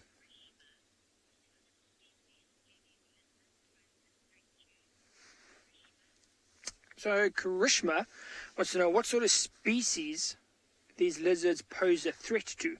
So I think what you're trying to ask is, you know, what they prey on and if there's anything that they, you know, solely focus on. So actually their food sources are very, very widely ranged. You know, they'll go from anything from small mammals, snails, millipedes, you know, the ones that are not in a waterhole like this. We even go for crabs, mussels, they'll go for fish, frogs, insects, pretty much anything they can get. Anything that's smaller than them, they will try and catch. They'll even take, they'll scavenge. You know, if they find maybe roadkill, because these animals live everywhere. They found roadkill, they will eat that. The ones in Thailand feed on bread sometimes as well, that people try and feed them, which is not very good, but they do.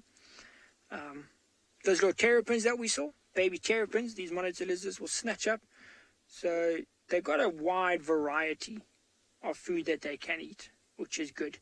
So they don't pose a threat to any specific person. Sassy Cassie, my old friend. Sassy Cassie wants to know what tries to eat these monitor lizards. Sassy Cassie, so the water monitors, like this one here in front of us, it will mainly get preyed on by things that live in and around water or close to. So things like crocodiles, maybe a fish eagle, but not maybe a fish eagle if it's a baby monitor, and also pythons, other snakes. Well, snakes will eat these monitor lizards. And then, like I was saying earlier, the rock monitor will have things like the martial eagles and the honey badgers. Leopards are also known, you know, to catch one of these. It's a bit dangerous, but leopards will try for that. So they have quite a few predators themselves. You know, the difficulty for them is that their predators come from the sky, being the birds and the eagles, and from the land, being snakes, leopards, crocodiles. So they got to look up, down, left, right. They got to look everywhere. And I think that's why he chose a nice thorn tree, very, very dense, as his place to hide. He thought, if I've got to look everywhere, might as well cancel out as many options as I can. No bird is going to catch him inside of there. Or crocodile. It's mainly the python will be his biggest risk inside of there. But it's interesting that he chose the thorn tree, you know, because now I'm sure if he tries to slide across that, it does hurt.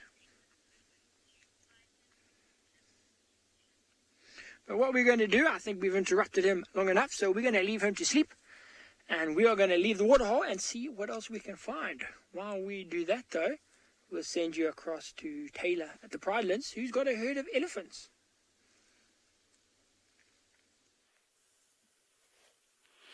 We are indeed. We haven't moved. I actually thought we were going to lose them, but then very kindly, this young elephant cow came back to feed on the knob thorn that she's just been pushing around.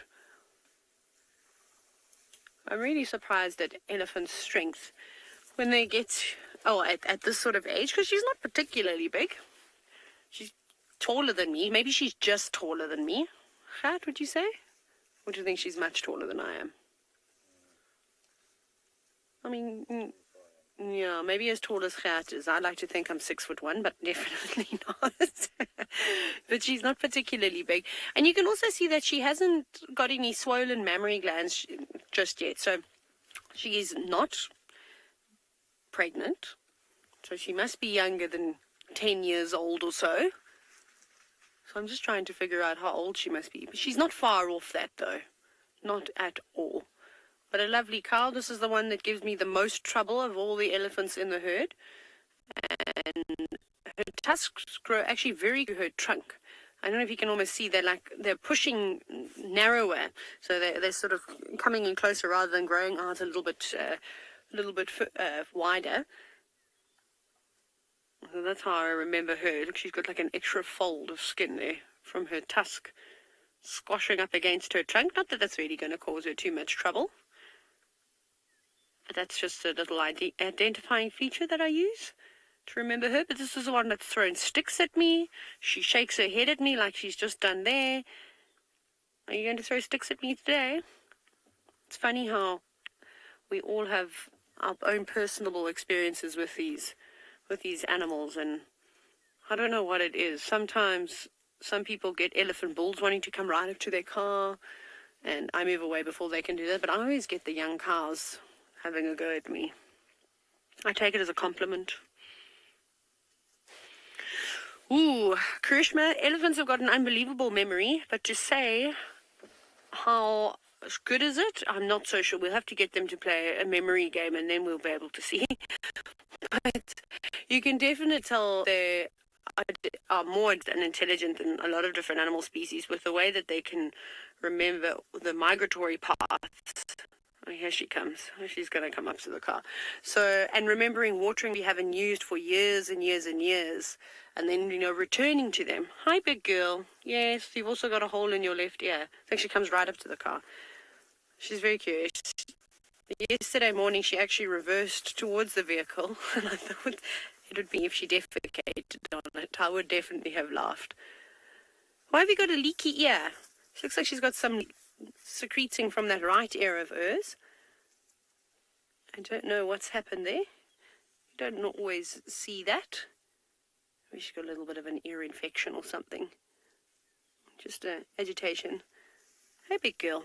Thank you for being nice and not throwing anything at me today. We're working on our relationship.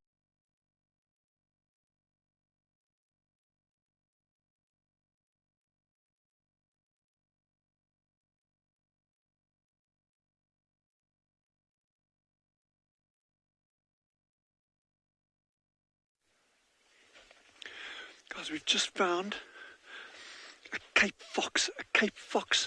It's the one sleeping in that little three-thorn thicket over there. So Gendre spotted that. I just want to put it out there. That was not me. That was Gendre.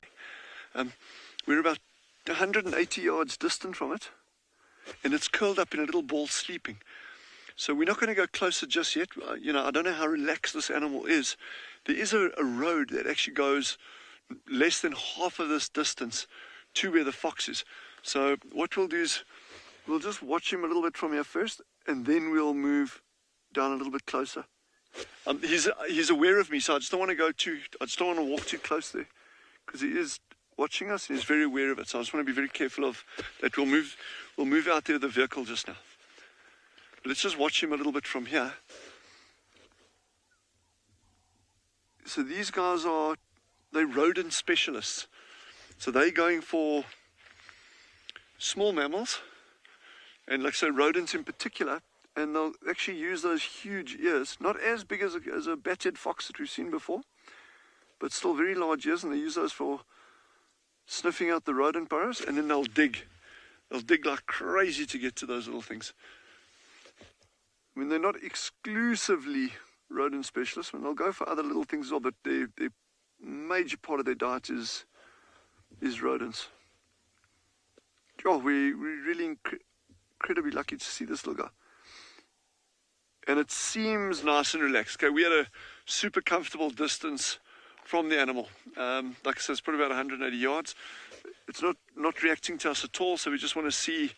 We'll give it a couple of minutes to settle down in the vehicle, and then we'll actually just reverse back and we'll take that road that's a little bit closer to it there. Maybe it'll stick, because if it sticks around, yes, it's going to be a fantastic sighting.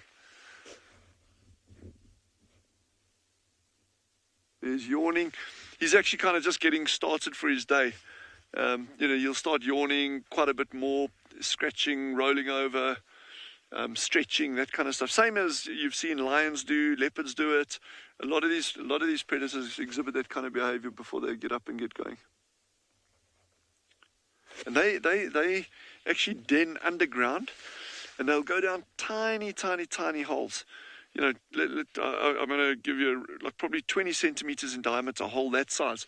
They'll be able to get down, and they'll have a little chamber at the end, and they'll have their pups underground. And yes, this is super exciting to see these little guys. There, look at this. He's actually becoming more active now. Watch it.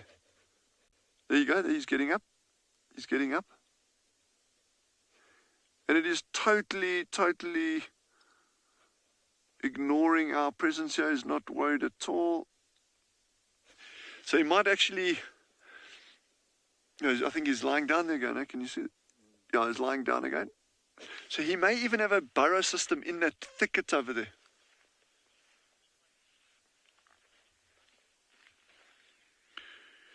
Lisa has asked, is a Cape fox related to what they call a fennec fox? And a fennec fox, I think, is the same genus. It's Vulpes. This is Vulpes charma. I think a fennec fox, if I recall correctly, is the same genus as this.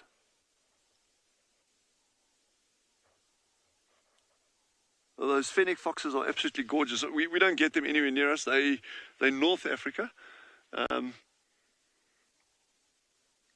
But I would imagine it's the same ecological role. Very, if not this identical, probably very similar ecological roles. So, but if you're keen, I think let's just amble, but we're going to reverse back, and then we're going to take this road that loops around just on the other side of this big tree. The animal seems super relaxed, so let's see if it'll actually stick around there for us a little bit. It'll be really good if we can. And we're not going to try to get too close to it. We just want to get a slightly different angle, a little bit of a better view of it for you. So we'll just go nice, a slow pace, nice and relaxed. There's no rush. Okay, it's watching us. Sorry, I'm making this difficult for Genre. It's like up and down now. Oh, and he's gone down again. Time has asked, will it chase us if we get too close to it? No, definitely won't. These are tiny little animals, so definitely won't do that. But let's go back still and just see if we can. It just looked up at us and went back to sleep again. So I'm actually hoping he's just going to stick around.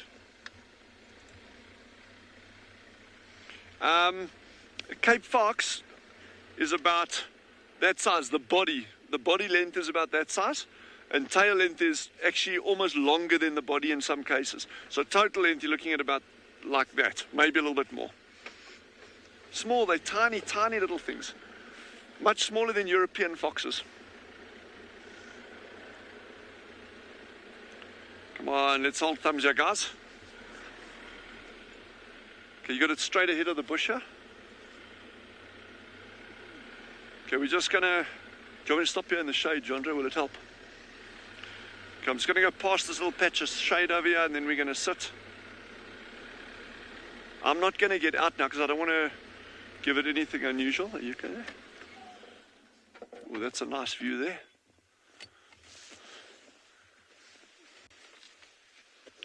This one seems really nice and relaxed. I mean, look at that. That is fast asleep.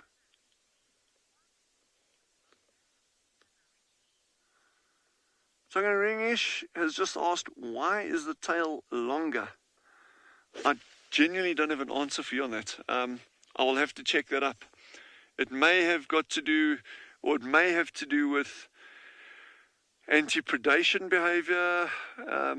Being a very small mammal out here, they'll get caught by leopards, they'll be caught by cheetah, those kind of things. And what I've seen with Cape ground squirrels that also have got these big bushy tails use them for other reasons as well, but we can get to that when we see one. But I've actually seen Cape ground squirrels with their tail bitten off completely. So it could be that having a big tail can act as some kind of decoy. But sorry, I'm just going to try to sit still here. I'm getting too animated when I'm talking here. This little guy is completely relaxed. He's very aware of our presence, but the fact that he hasn't got up or moved is brilliant.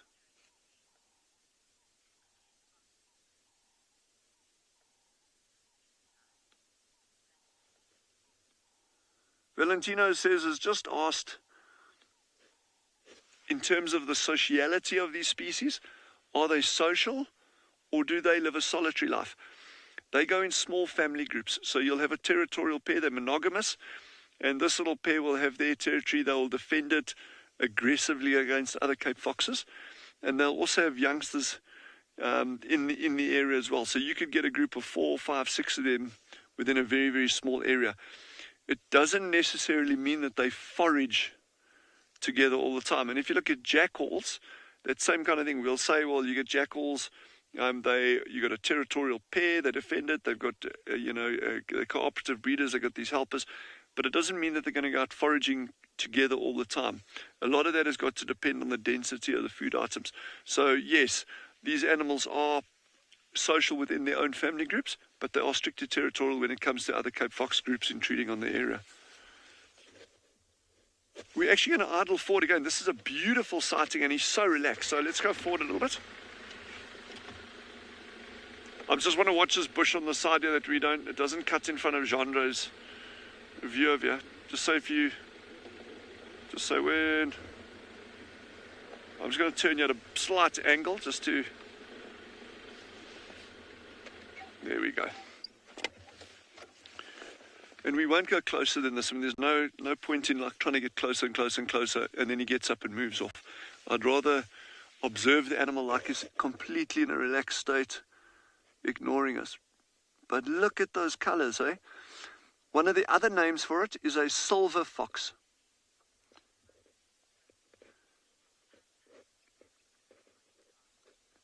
Okay, we're just going to stick it out here and just see what this animal does.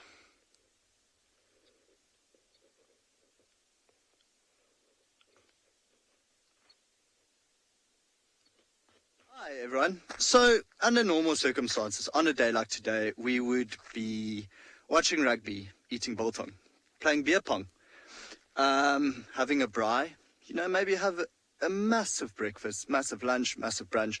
But under these circumstances, what we've decided to do with our dads, well, Yapi's gone to teach his dad how to identify trees. Sean has come with his dad, and they are birding, which is something Sean never does.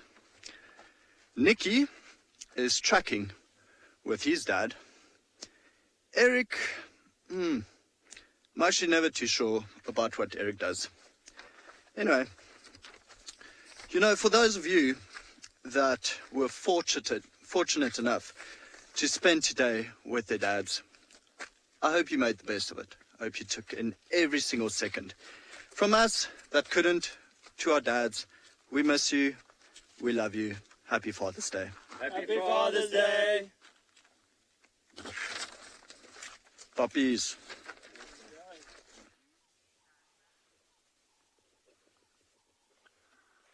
So this little one is still fast asleep over here. And very, very cute. You can actually see how he's wrapped his tail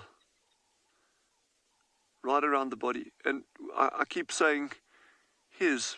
I have absolutely no idea if it's a male or female.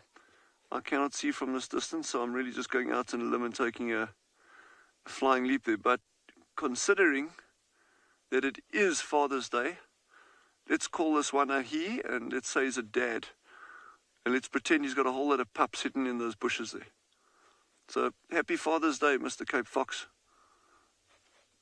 But on a serious note, yeah, happy Father's Day to everyone out there. I hope it's an amazing one for all of you. Or fathers to be.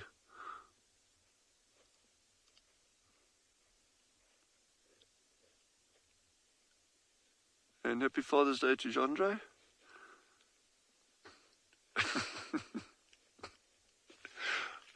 Okay, here's a gorgeous bird. Sorry, genre. This is going to be a tough one to find, but it's a very, very special one. Okay, I'm going to try to describe it to you, and I'm going to climb off here. Guys, just bear with us. This is a very cool bird, if you can see it. You see that one hopping on the ground over there. There's a ton that's going from right to left. Yeah. Okay, sorry, I know it's a tough one. This is a, just tell me when you got it. It's very tough, I know. I won't move. Well, we've got a really cool bird here. It's difficult to find.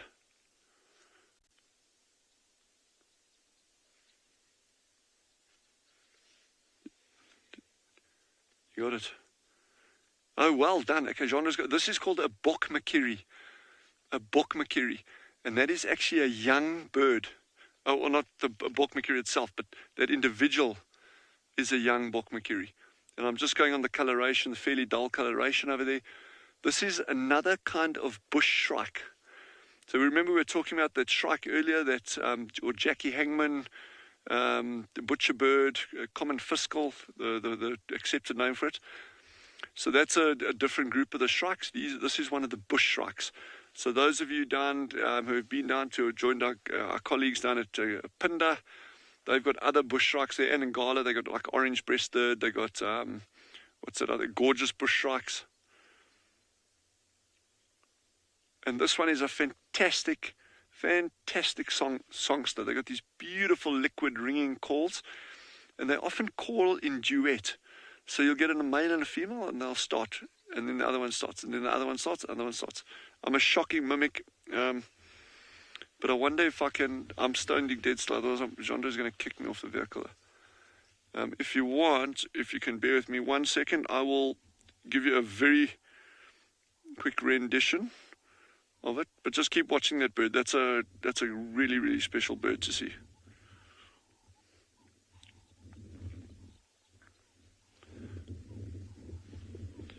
Alright, so yeah, my calling's not going to work, unfortunately. Wait, here we go. I'm going to give you a quick, this is an example of the sound.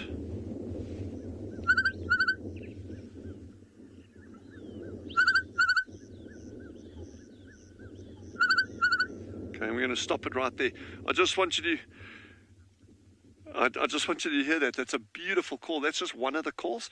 And yeah, I think I've mentioned it before. You should always be very, very careful about playing bird calls. That call that I did is not going to attract this bird at all. I did it for a very short period of time so you could hear it, but also the wind is blowing in our favor. So it's blowing from the bird towards us. So that bird probably wouldn't even have heard that sound. But, you've got to be very careful about moving the vehicle when Chandra is filming. But how pretty is that, eh? Very, very, very cool bird. And it's a predator, so that thing is going around on the ground looking for insects. Those armored ground crickets that we've been seeing, this bird will snaffle them in a heartbeat if it gets one of them. And the bush shrikes are also notorious for raiding other birds' nests. They are not averse to taking chicks out of nests if they get a gap. Yes, this is brilliant. So you've got a bokmakiri and a cat fox.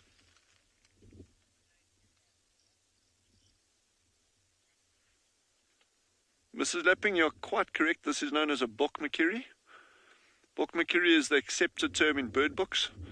But the bokmakiris are part of the bush shrike group, the bush shrike groups. And that's because of their skulking behavior in bush. Okay, these are, out of all of them, they're probably the most conspicuous of the lot. Aside from the gorgeous colorings, and this one is still quite dull. Sorry, I'm sitting on the back here with a G&T that John reported for us just now, but so I don't have my binoculars with me. I can't see if it's. I think it's a.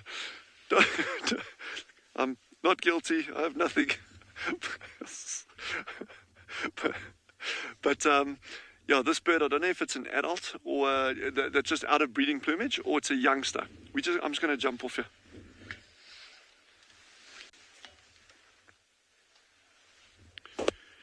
Of course, these are predatory birds. They're not omnivores. They're not regarded as omnivores. But, you know, a lot of these things out here, you can read as much literature as you want. You can observe a bird, and you're always going to get something going over there. So, and especially if you look at times, you know, if food is in short supply, there's not that many things that won't be able to have a slight switch in diet if necessary, but these are accepted as they are predators. They'll go for little insects, they'll go for lizards, they'll go for caterpillars, whatever they can catch. So very typical of the other bush shrikes as well.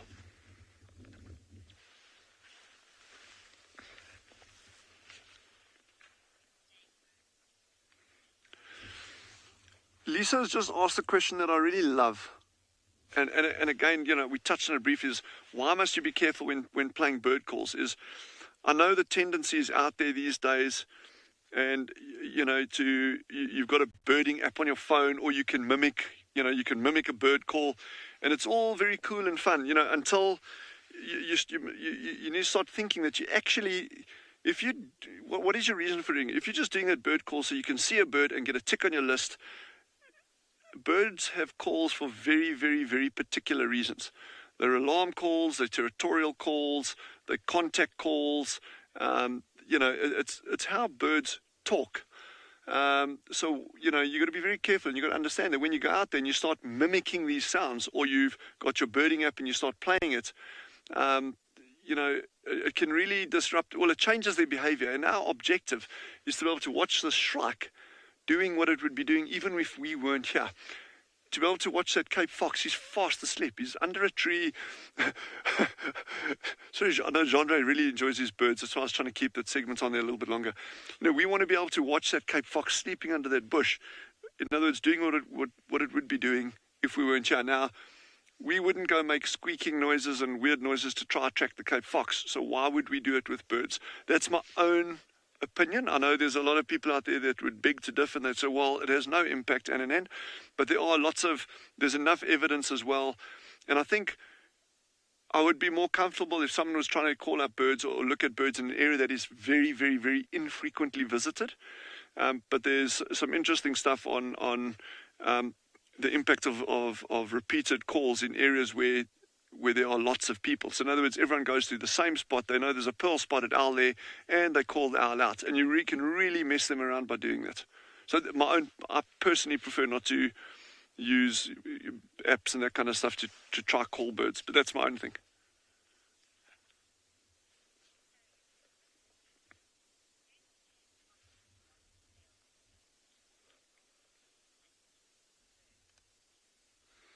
So Frisky has just asked, do Cape foxes' long tails play an important part in their hunt? And again, that's a question I wouldn't be able to answer, and I'd have to check that. But I really can't see that being the case. You know, these animals they're rodent specialists. They typically dig rodents out of burrows. So, you know, I'm trying to think of different scenarios how a tail like that size and that bushy may assist them. What it can do, and this is a different thing there, is in these very arid environments, or when we're in a semi-arid environment, but if you look at these other species of desert foxes, the fennec foxes, those things, also got big bushy tails.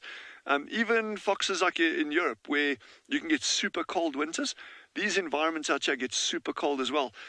But although they've got dens, they will often sleep outside, and it may just be that these nice bushy tails assist with keeping them warm. You know, they're curled up in a ball like that can help there. It does also, here's another interesting, I mentioned it as a helping, you know, if there's a predator going after them, very often as a predatory, detergent. When you're trying to wash other predators, no, as a predatory deterrent, a lot of these animals will actually bulk themselves up by sticking their hair up. And, you know, that can increase the look, you know, how big their body looks. And, yeah, and I think those are I'm trying to think of other ways why the tail would help them with actual foraging behavior, but I don't think it would. Piloerection is actually the term for hair sticking up if you...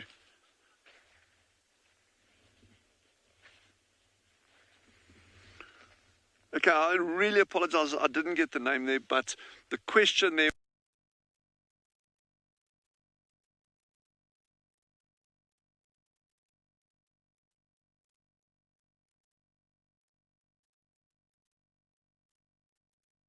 You know, obviously they've taken a different evolutionary branch, however you want to look at it. And so you get ones that are big fossorial predators, in other words, or cursorial predators, in other words, they chase after prey and they can keep going for long distances. And then you get these little guys that say, whoa, hang on, I'm going to find your hole, I'm going to dig down and I'm going to pull you out. So it's just two very, very different strategies, but they are canids, they are dog family, yeah. What a special afternoon. There's a Cape Fox fast asleep, completely ignoring us. We've had a beautiful Bokmakiri who's actually still in the middle of this open patch foraging. So he may even be getting harvested termites now.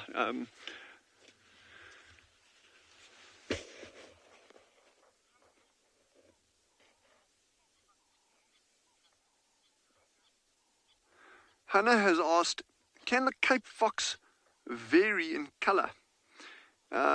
Yes.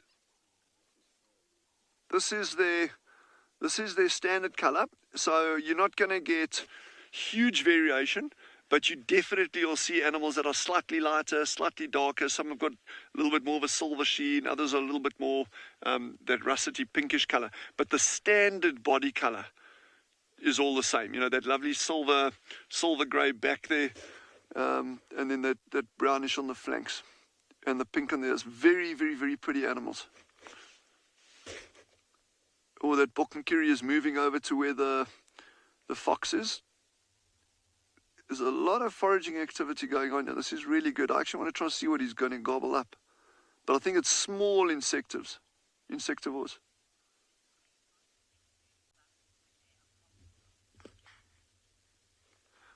There's a fantastic question.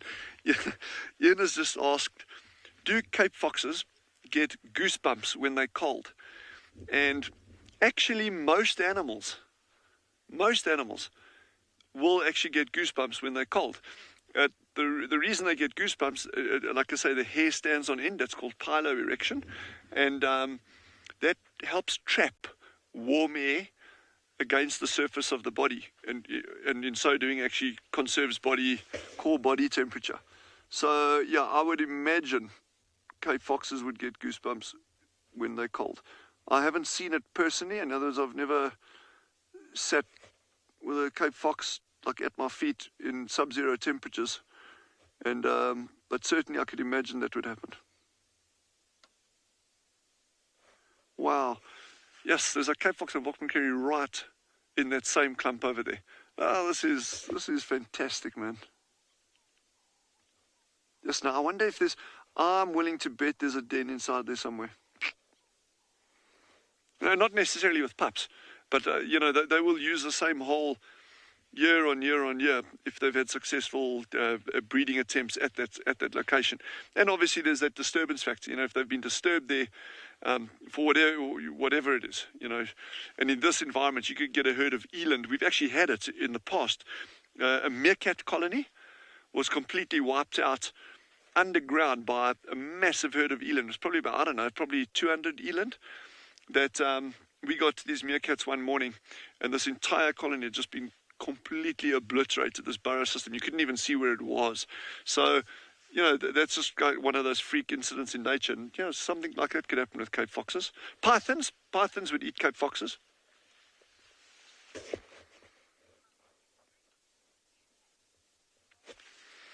Inko has just asked, would Cape Fox be a threat to meerkats?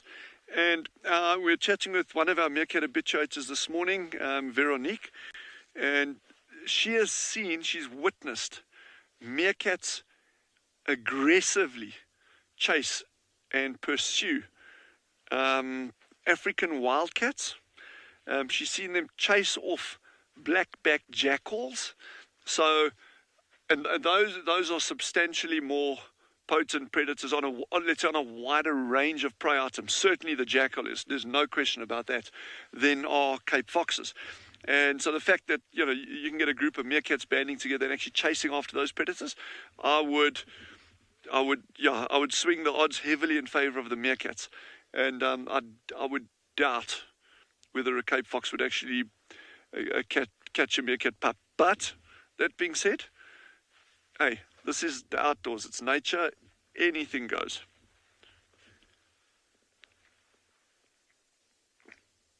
Yes, but what a landscape as well. The red dunes.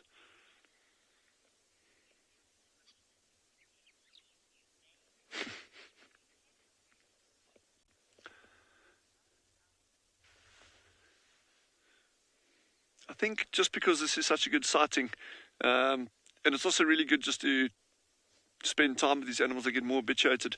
I think Jandre and I, we're just going to spend probably another 10 minutes or so here.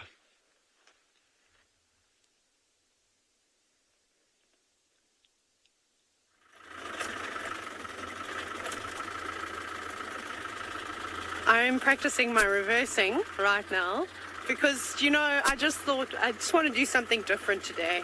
I'm tired of going forward, so I thought we would just go backwards. So we'll be going in the right direction in 1 second. I apologize. Ta-da! Because what I really wanted to show you was this magnificent sunset. Look at that. Chad's going to do something magical with the camera now. And I think I've blocked the sunset out with all the trees that are now in the way. But there we go. It's starting to sort of actually a little bit chilly now, but not as cold as the last few days, which is great because at this time of the day I normally had 2 jackets on by now. But the reason why we've left our elephants and moved towards the west is because there were some lion contact calls that were heard not too long ago, maybe about 20-30 minutes ago. Now, we know that the lionesses we had yesterday were mobile across the open area and they were quite hungry. You saw how lean they were. And then they moved on over into Jajani. And then throughout the entire morning, we did hear lions roaring. And I did mention it on the sunrise safari. But what they could have done is done a loop back from Jajani and come back to the sort of southwest where there is a lot of animals around. So I don't know if they were successful or not, or maybe they were male lions that were roaring and they were trying to avoid them.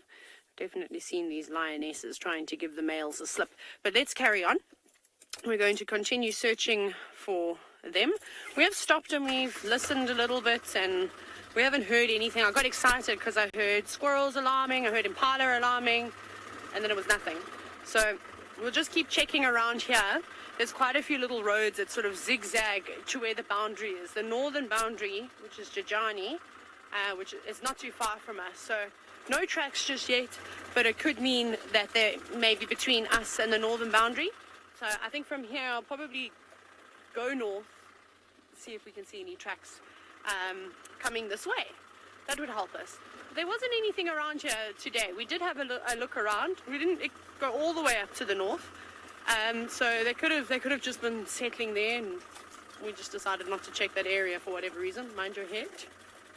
So that's a very thorny tree, a knob thorn. Again, the elephants are pushed over onto the road. Well, not completely over onto the road.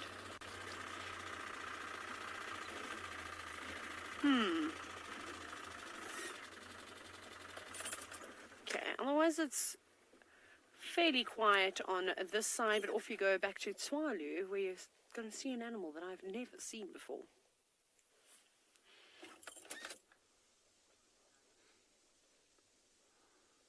So, as we mentioned a couple of minutes ago, we're just going to spend some nice quality time with this Cape fox. We're also hoping that as it starts getting a little bit cooler, he may actually start getting up and doing something, like brushing his teeth, or no, we'll just stick it out here. And also, we don't know what's inside that thicket, and there may well be other Cape foxes inside there. So it's always worth. And as you know, Alejandro and I've got we've got this habit of kind of like doing a stakeout at one spot for a long time. So just bear with us, and I think let's see what happens. I think it's just a wonderful opportunity to be able to observe the species that isn't actually very frequently seen in most other areas.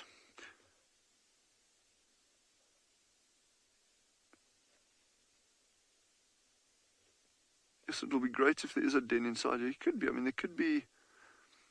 They love denning inside these thickets. And we are now in. You've got that big dune behind it, and then Jandra doesn't have to swing across to our right, but to our right there's another dune. So we're actually now on the level area between these two dune crests, and this is what we term dune streets or dune valleys. These big wide areas. And they'll typically be denning on these harder, the harder surface on these areas rather than up on the soft sand on the dunes.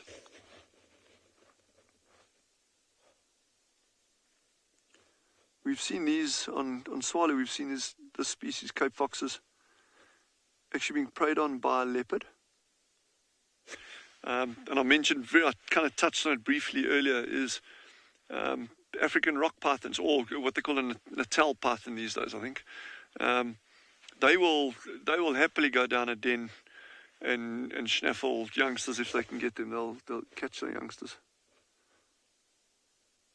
Caracal have been, or some people call them lynx. Caracal have been recorded catching these as well.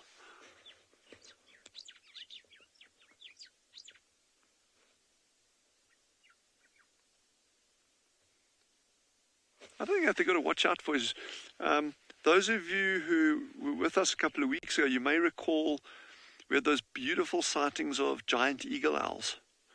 So those huge owls that females get to well over 2 kilograms. And they would happily snatch a Cape fox, even an adult. This is certainly within the prey range of them. And then, but that would be in the evenings. And then during daylight hours, any of your larger raptors like martial eagles could catch them. Lisa has just asked, how long do Cape foxes live for?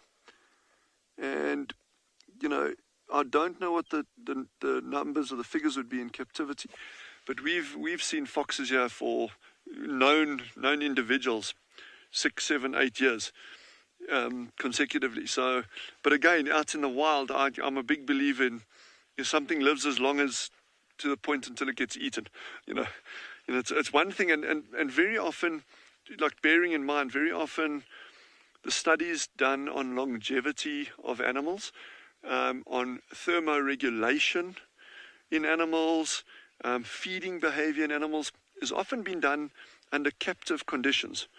So you got these animals that are, they in captive conditions and they super relaxed around adult people, and you can just look and monitor it. But often that doesn't translate into what's really happening on the ground. But coming back to your question about the age of things, I mean, some of these species are remarkable. I mean, these tiny little birds, and maybe there'll be one hopping around here we can show you just now. It's called a white-browed sparrow weaver. And I think, oh my word, I've got the coolest, unbelievablest sighting. That's not a word, but I've just made it a word. Unbelievablest. Sorry, Jandra, just bear with me there, bugger. While that fox is sleeping, and I'm talking about these birds, have a look at this gory, not for sensitive viewers, sighting I just found you. And this is just like, this is nuts, man. So the birds that I was talking about, the little ones, they've been recorded getting to over 12 years old. But I've just found this bird over here, and I don't know what it is. I'll have a look. Okay, who are you, and what are you, and what are you doing there? Okay, this bird is the species I was about to tell you. It gets like 12 years old sometimes. And in wild birds, this has somehow been caught right at the entrance of its, and this bird is completely dried out. It's bone dry. So it's been caught at the entrance of the nest somehow on something. And I think what's happened here, this is like how freaky nature can be. There's a thorn branch that is extended down here behind the bird, and it's almost like the nape of its neck actually got hooked on one of these thorns, where it was either going in or trying to come out of this nest. This is a freak accident in nature. This is unbelievable. Yeah, it's literally stuck on this thorn branch at the back of here. I mean, what are the odds? You've made yourself a lovely nest, and then that goes and happens. And that's what I say, location, eh?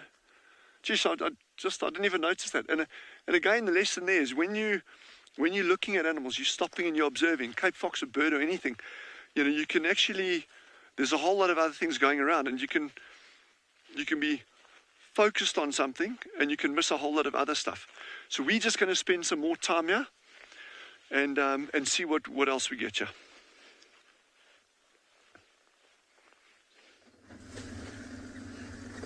Okay, so we are now making our way back towards the road. So where we went now was looking for the Ross male. So part of the tracking teams on their 12-kilometer walk this morning, they found the one Ross male just further back behind us. We went back straight to where he was seen, where he was lying down, but he seemed to have moved now, because now the temperature's dropped quite a lot.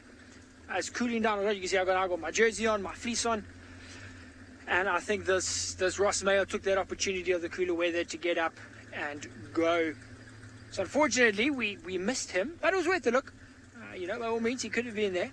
I'm not sure where he has gone, and I'm hoping that he might call for us. Seems like he was on the exact same track as the rest of the Pride, but he hadn't joined up with them yet. But he was calling throughout the morning, trying to see if he could, contact them. They did not respond. It's very similar to what we saw this morning with the young male and that female. Males calling, females ignoring. I think it's standard across all species. And so I'm hoping if we hang around the area, we should hear him calling. And then, be able to pinpoint exactly where he has moved to. That is my hope. If he plays along with it, you never know. You never know.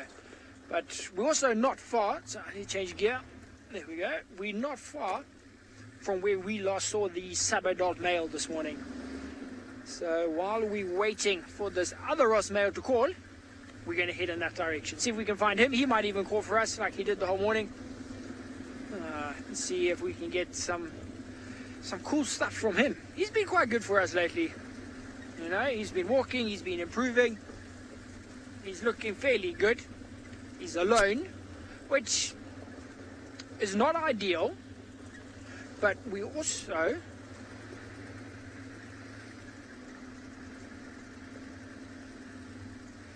so we got a question from Marshall asking if I have a favorite lion.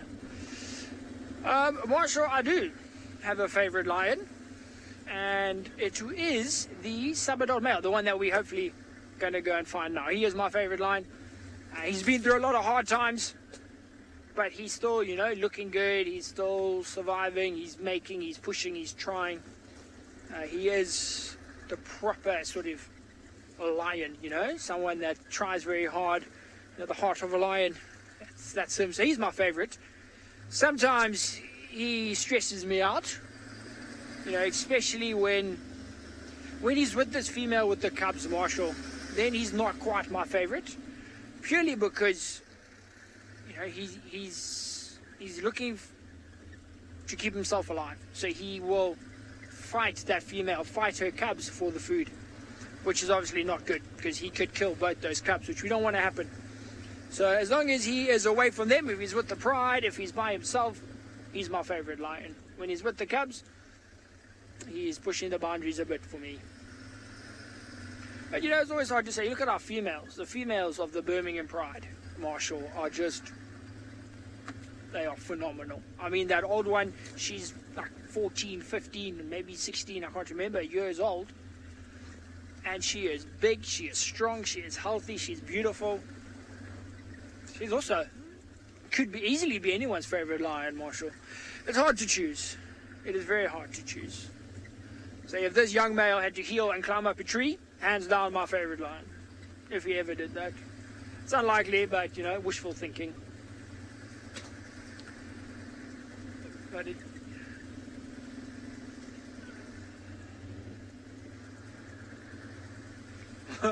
Okay, so while we go look for my favorite lion, we're going to send you across to Taylor, who's trying to think if she has a favorite elephant.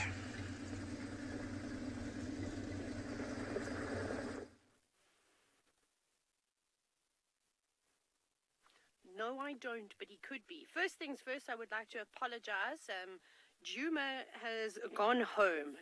Lauren and James, unfortunately, have been experiencing some technical difficulties on their side, but our technical geniuses are working very, very hard at trying to fix it. So we do apologize for the last sort of couple of days, but they will be back, so never fear. The rest of us are here. Now, we've got an interesting sighting up ahead. I didn't mean to sound like Dr. Zeus, sorry.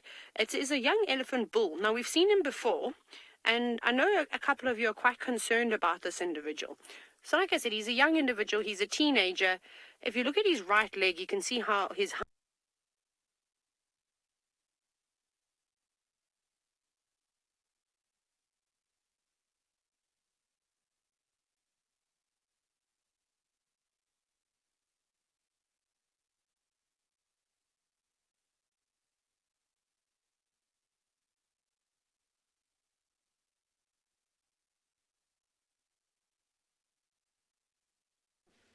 a lovely little group of meerkats that we're going to try get. Are you happy there, John?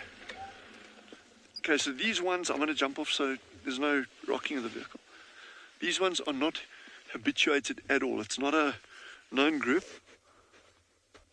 But look at the size of that group. Oh my word. Okay, I'm going to, GCM.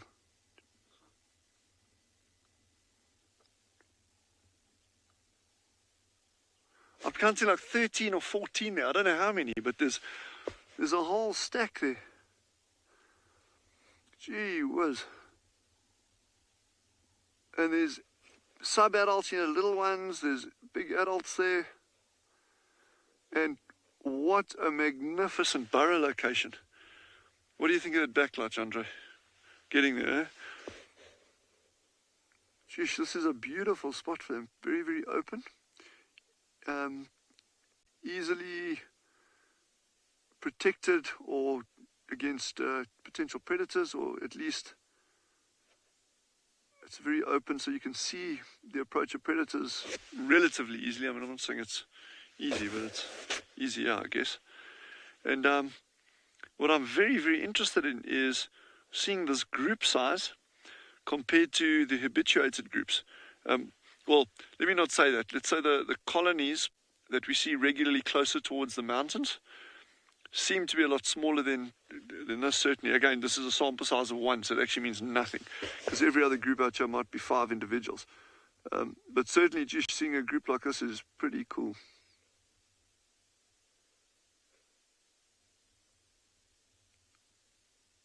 And that may be related to good foraging. It could just be related to habitat. So, well, in such an open environment, predators are going to battle to actually catch them. So your group size can get larger and larger and larger. And obviously, the larger it is, the more eyes there are to look out for danger. So it becomes easier for them. But there's also that cut-off point in terms of foraging, optimal foraging, and what the environment can actually sustain that group. So if you get too many and not enough food, there's a problem.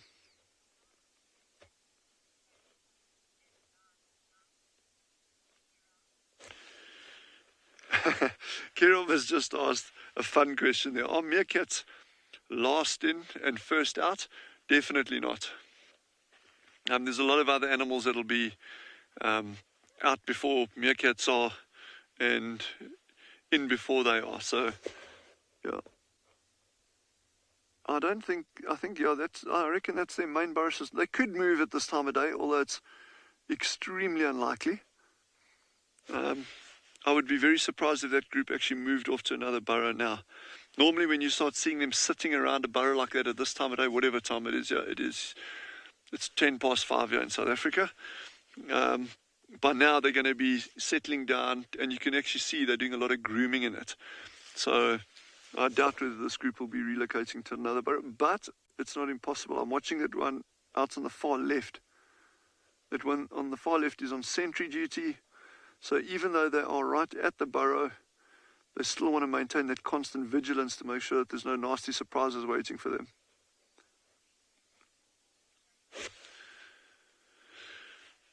Yeah, so I think what we're going to do, we're going to turn around, Joe, head back. That Cape Fox, just out of interest, moved little bit further into that thicket that he was lying at, so we lost visual there. But we're actually going to turn around and head a little bit further west now.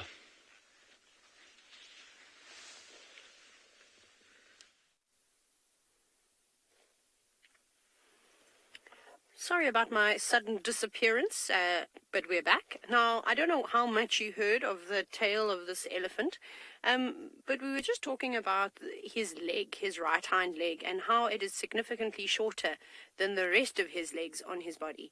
Now, I'm not a vet or anything like that, but I can't see any damage on the outside. There's no open wounds, there's no old scarring, there's nothing to suggest, that there's no broken bone that's piercing through his skin. I don't know if there's any vets that are maybe watching that could give us some suggestions as what has happened here. I don't know. I know sometimes when muscles are torn, appendages tend to shift a little bit, but it looks like he's been like this for a very long time. His leg is a lot skinnier than the other leg, but it doesn't seem to bother him too much. He still puts weight on it. He puts all the weight on it. It's just obviously, I don't know exactly how much shorter, but it looks like between 10 and 20 centimeters shorter than the other leg. So he doesn't seem bothered by it at all. Like I was saying, again, I'm not sure how much you caught of it, but we have had a sighting with him, and he was play fighting with the other elephants. They were pushing one another around, and he was quite happy to get involved, and he held his own. So I know it's a little bit sad to see him like that, but he rests his leg, he moves at his own pace. He is a bull, so it's not like he depends on being with a herd. If it was a female elephant, that would be quite taxing, I think, on her emotionally, because they thrive in environments and live in a family group, whereas the males only stay in these family groups for a certain amount of time before they move off and become nomadic and wander around. So I don't think it's too much of a bother to him. Even his temporal glands, they weren't secreting. He doesn't seem to be stressed. He actually is very relaxed. He's not bothered by the cars either. So, sometimes these strange things happen, and animals are just born with a disability. But out here, it really is the survival of the fittest, and you either learn to live with your disability or you don't make it. And he is just carrying on, if that's what it is. But again, I'm not a vet. I'm just surmising. I have absolutely no idea what's happened. But it's quite interesting, because we see him fairly often. He comes around to the eco-training camp. He drinks there. And now he's, moving in the same circuit as the other elephants and heading a little bit further north. We actually might have a break in a few days of elephants. Maybe they're all going to do a big loop around and go into Tijani and spend a few days there. I hope not, though, because I quite enjoy spending every single day with these amazing animals. But because he is at a slight disadvantage, I'm making sure that I keep my distance. I don't want to impose on his space at all. I mean, we never want to do that with any of the animals, but I don't want to pressure him, especially if he has got something wrong with him. That's also when animals can feel a little bit more on the protective side and maybe act a bit more aggressively off the front than they normally would.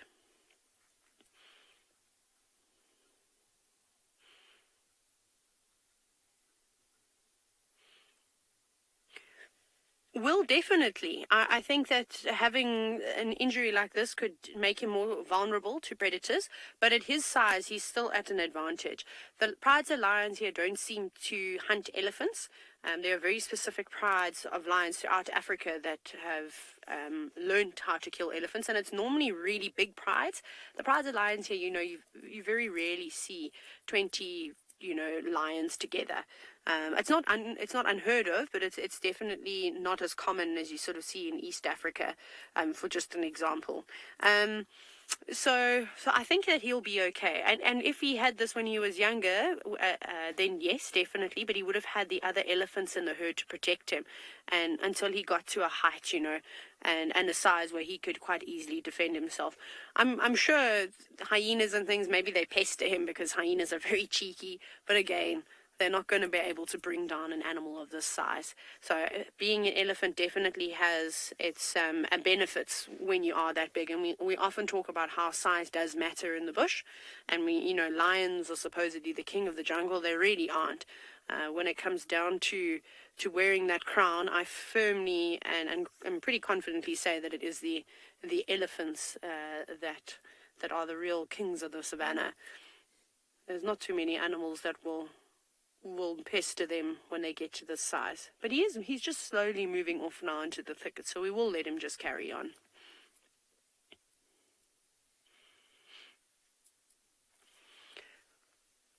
Tiamat, honestly, I don't think that this male is really going to stand much of a chance in terms of sowing his seed.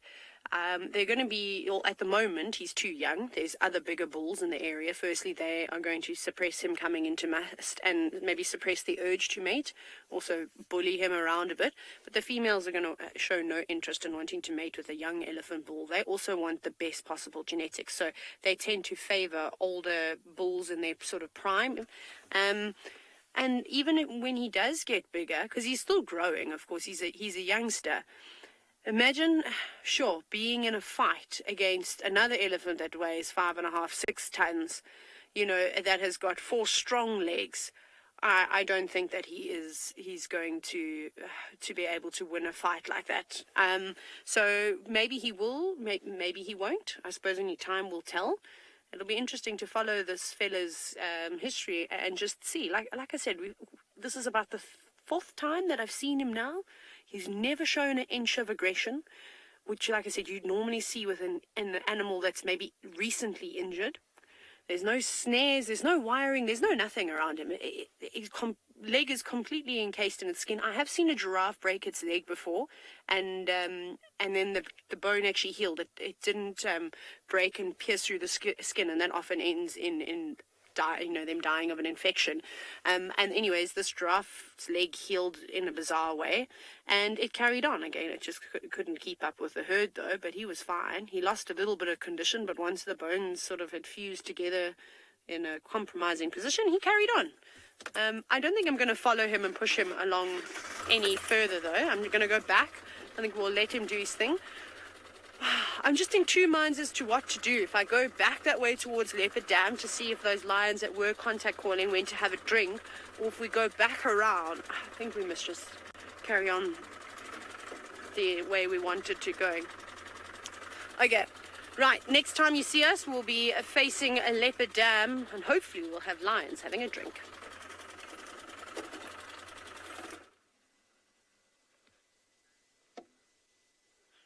Just got a little black-backed jackal that's just moving along this dune crest to right. We're just going to move forward a fraction and just see if we can still keep a view of him. It's just starting out his day, as ours is kind of like winding down. His day's only started now. I think he's gone over the crest here. Chandra, you can't see him, eh? Okay, I'm just going to stand up over here. Okay, we're going to try and go forward over here. We've got a giraffe out there somewhere.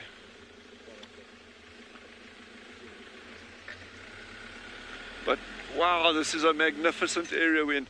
Very, very different to a lot of the other habitats that we've been to. It's very, very dense bush, dense thickets, these large, big open valleys. So we've crossed over the past 2 hours, we've crossed over a multitude of dune fields. There's about 13 or 14 rows of dunes, and then we get to these massive open flatlands. And it's always exciting driving in these different areas because you never know what you're going to come across. Just this light is golden now. It is sublime. Big giraffe.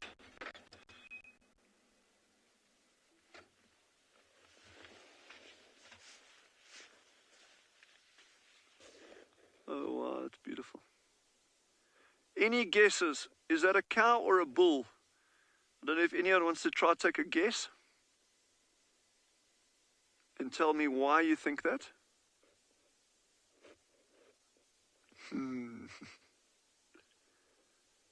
Or must I give the game away?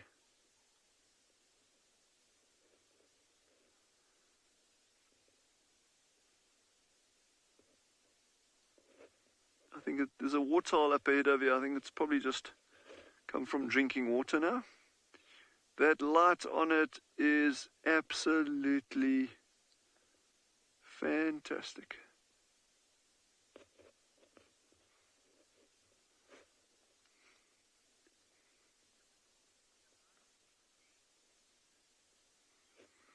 Yeah, World Giraffe Day today. Well, there we go. How opportune was that? How well timed was that? Thank you, Giraffe. Giraffe, actually, I don't know how many of you are aware of it, but giraffe numbers are plummeting, eh? Well, plummeting is maybe not the right word, but there's been a huge decrease in giraffe numbers across their range in Africa. And yeah, primarily due to habitat loss. And I mean, there's a couple of other factors as well, but you know, it's not. But there's a lot of information on the internet if you want to look it up. What a setting, and how peaceful is that? Eh?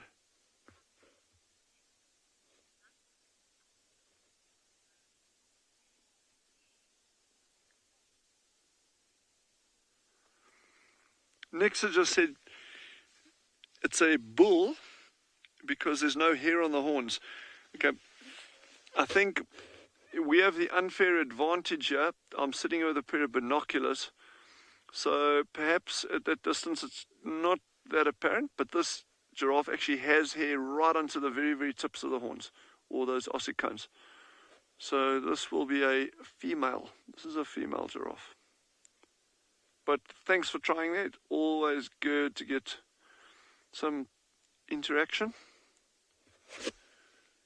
What an amazing setting, eh?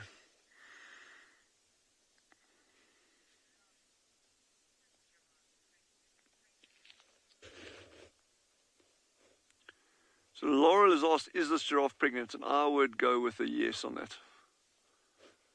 It would be unusual if for most of these herbivores out here, you know, once they've had a calf, they'll come into estrus again within a couple of weeks, and then they'll conceive. So even when you see a giraffe walking around with a calf, I'm not talking about a very small calf, but a largish calf, there's a very, very, very strong likelihood that she's already pregnant again.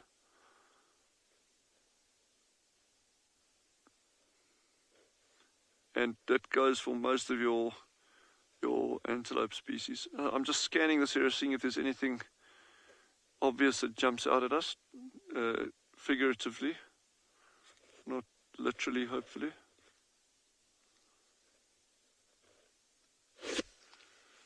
What a day, eh? What a day. And I'm just so glad that all of you are able to join us, as always. I mean, this is just a real privilege having you along.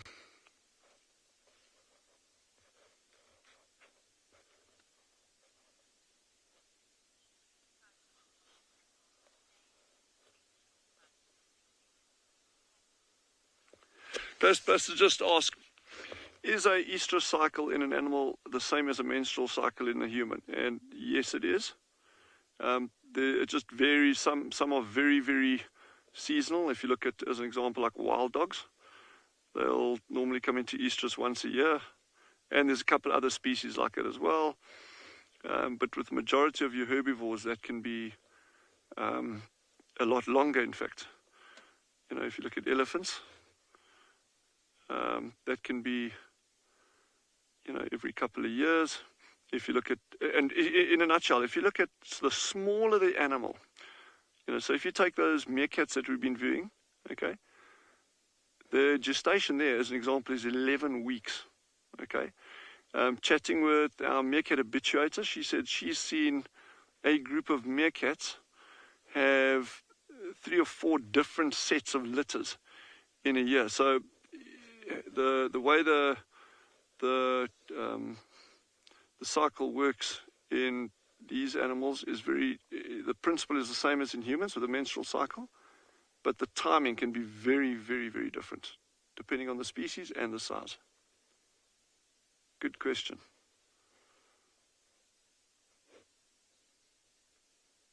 The other interesting thing that we're seeing here is, you may notice there's no other giraffe around, and I'm sitting scanning with binoculars, but I'm not seeing a single other giraffe. You know, I mentioned this, she does look pregnant to me. You know, I'm not seeing it super well from my angle here, but I'm just going on the body size and that, you know, the belly and that. But there's an animal, let's say, potentially pregnant, but I'm not seeing a single other giraffe. And a number of the other giraffe sightings that you've joined us with over the past couple of weeks, there's been, 5, 6, 7, 10, 12 giraffe around. And that just highlights the fact that these animals don't necessarily need to be in tight-knit groups. And very often those big aggregations of giraffe, they can be together in 1 week, and the following week they've kind of all split up again.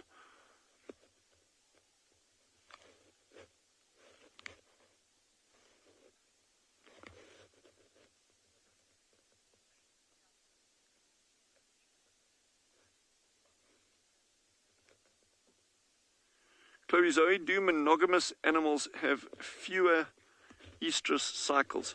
Shish, that's a good question, and I would have to check that up to make sure that I get my facts right on that. I don't think it would have anything to do with being monogamous or otherwise. I don't have an answer for that question offhand, and I'll have to check that up. That's a very, very good question, but I don't think it is going to have anything to do with whether they're monogamous or not.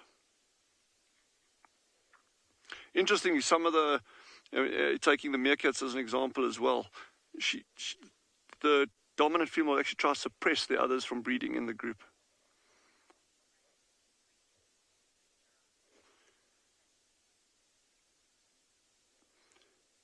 Okay, sorry, I apologize, I didn't get the name there, but the question is, how many months pregnant do I think this giraffe is?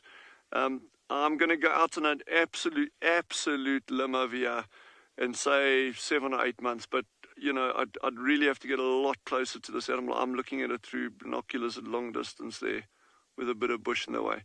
And the fun thing there is, giraffe, you can see kind of when they're pregnant, because the belly does swell, they get quite a bit larger, but not that much.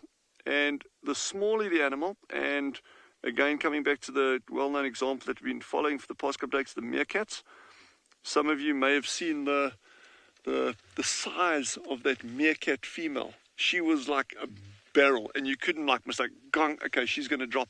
On these larger animals, if you look at things like giraffe, hippo, elephant, places that have rhino, things like that, it can often be a lot trickier to, for the layperson to say, okay, yeah, that animal is X amount of months along in the term. But with meerkats, the smaller things, and I think that just relates purely to that body size. The smaller the animal, the easier it is to see. Yes, now that giraffe is all but disappeared. And the other thing with estrus cycles, and that is, and that's the thing, is that it can be very, very staggered in terms of if a female loses its youngsters, she can actually go into estrus within a couple of weeks after that, very, very soon after losing young, and losing it could be predation or whatever that reason is. So there are mechanisms that can kick in there. So the estrus thing is very, very, very different depending on the species that you're dealing with, depending on the size of the species. But that question earlier about being monogamous or not, that's a very interesting one, and I'll try to find out, see if I can get any data on that.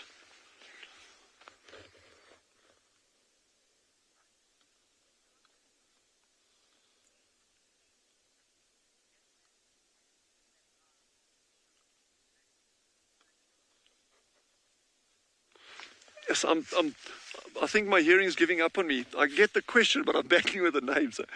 It sounded like Casper has asked, so I'm just going to say it straight out there, has asked, and this is a great question as well, are there differences in the gestation period between animals that are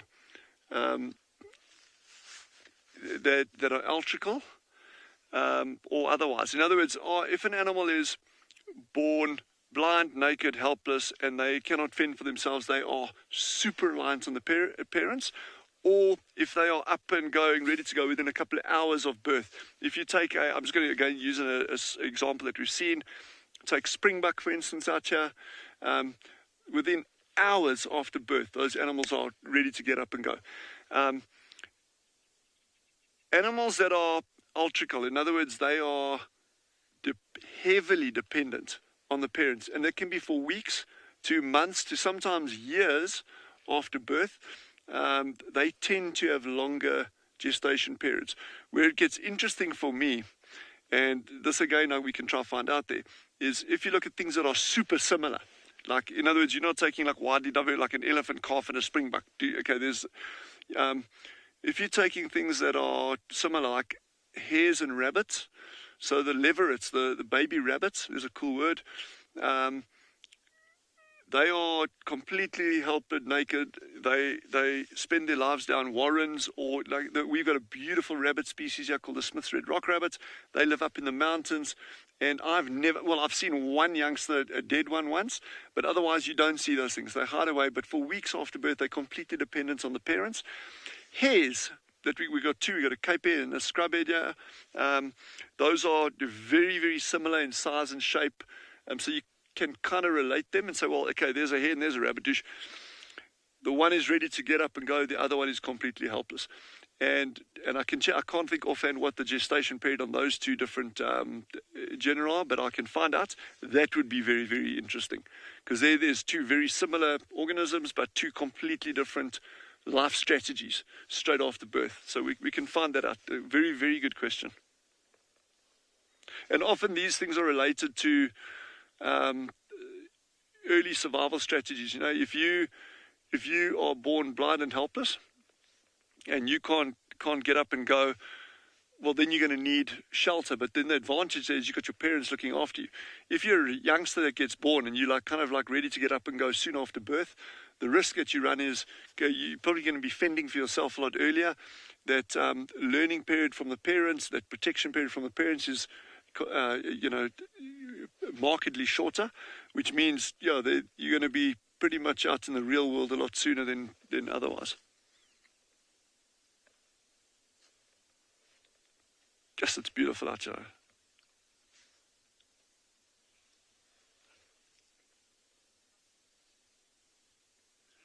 Wow.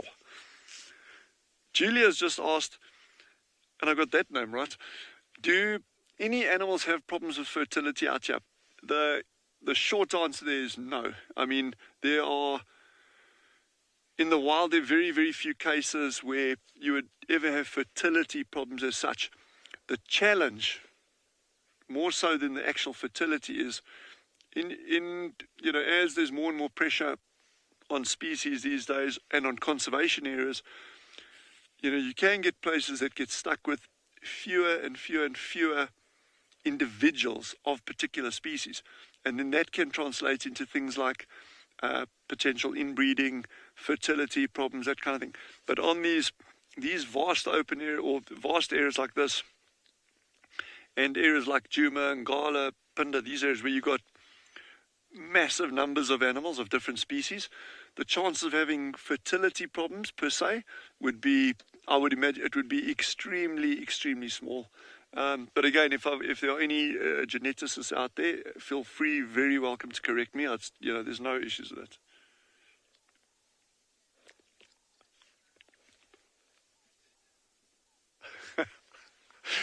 Okay, there's another name I can hear. Butterfly.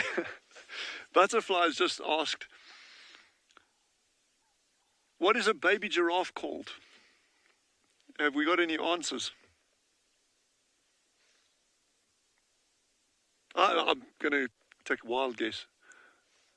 Okay, I'll give you the name. A baby giraffe is a calf. It's a giraffe calf.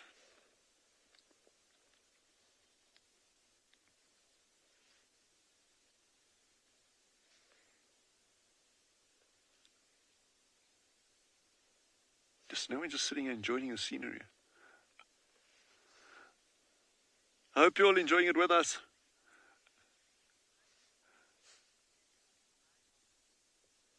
We're going to amble along here and just enjoy the sunset, and we will see what we can find.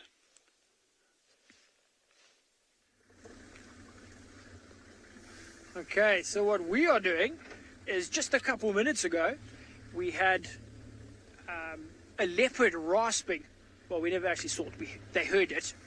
Rowan heard it. So now we think it's down along this road somewhere. So we're looking. But now you can see there's a whole lot of Impala off to our right that are very relaxed. So they obviously have not seen the leopard, which would suggest that he hasn't come this far yet. So we are going to head back and look. Some of them are looking in this direction. Now remember, their sense of hearing, their sense of smell is much, much better than ours. So it could be they can hear him walking, or they can smell him before we can. So we want to have a look. This is the perfect time. As you can see, very dark. You'll notice the screen is in sort of black and white, and that's because we are in night vision, in IR, and that's how dark it is here. So perfect time for the leopards to be out, to be patrolling. If he is rasping, that means he's patrolling his territory. So I'm hoping generally when they do that, they do walk along the road, because the road is a great territorial sort of boundary, territorial marker. A lot of animals walk on it, so your scent will cover a large area. So I'm hoping that as we turn a corner, he's going to be in the road. Now this sort of area where we are on andBeyond in Ngala, it will most likely be the Tambodi Tom, which is that big male that we see, the father of the Mokoti male, the father of the Shitsalala youngsters. So pretty impressive leopard, one that we haven't seen in a while, so it'll be very exciting if we can find him. Myself and OD were just saying we haven't seen him. So I'm hoping, guys, cross your fingers, he's going to pop out. And, you know, as we all know, it is Father's Day. He is a father. So maybe he will delight us on this day. What we might do is just down here, we could smell, smelled like where he left some scat, where he went to the toilet. So we might just turn off and listen to see if we can hear him rasping again, and then pinpoint exactly. Odie's just going to wipe the lens quickly.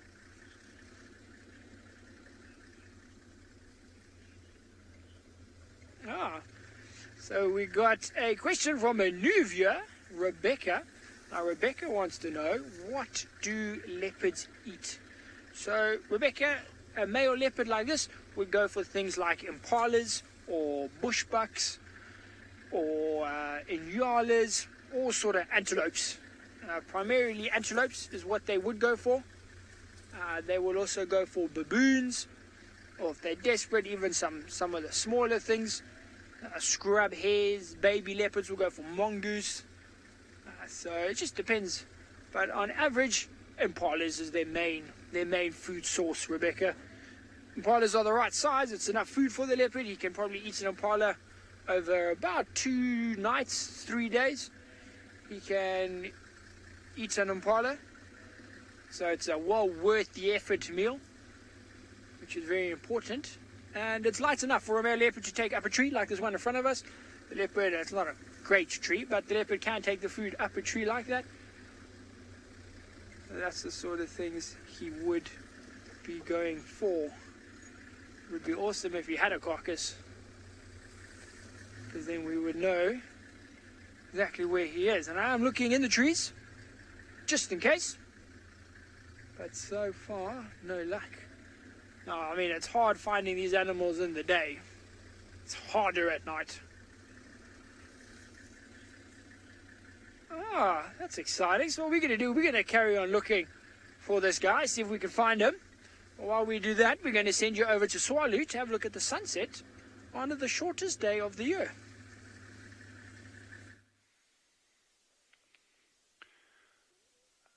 Another tough day in Africa passes. We have just watched with you, or busy watching with you, the most amazing sunset, as was last night's sunset, and the one before that, and the 1,000 before that. So the shortest day, longest night, eh? The winter solstice. Also beautiful. You got these villies, eh, Chandra? Yeah, so we just got this beautiful little wildebeest, blue wildebeest, kicking up some dust. Some of them are actually rolling now. I don't know if you can even see those across to the right there. Watch, that one might go down again, pawing the ground. That'll be one of the bulls.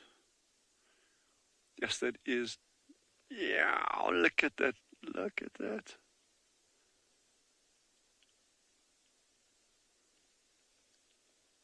My goodness, this is stunning.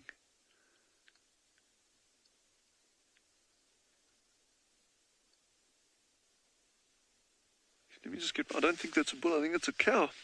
Let me get my binoculars out here. Or somewhere. There you go. I think that's actually, I think these are all cows. These are all cows and calves. Yeah.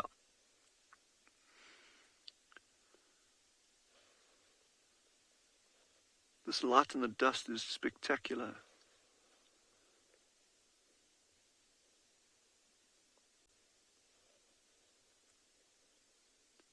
So that dust bathing can help with parasite loads, or help reduce parasite loads.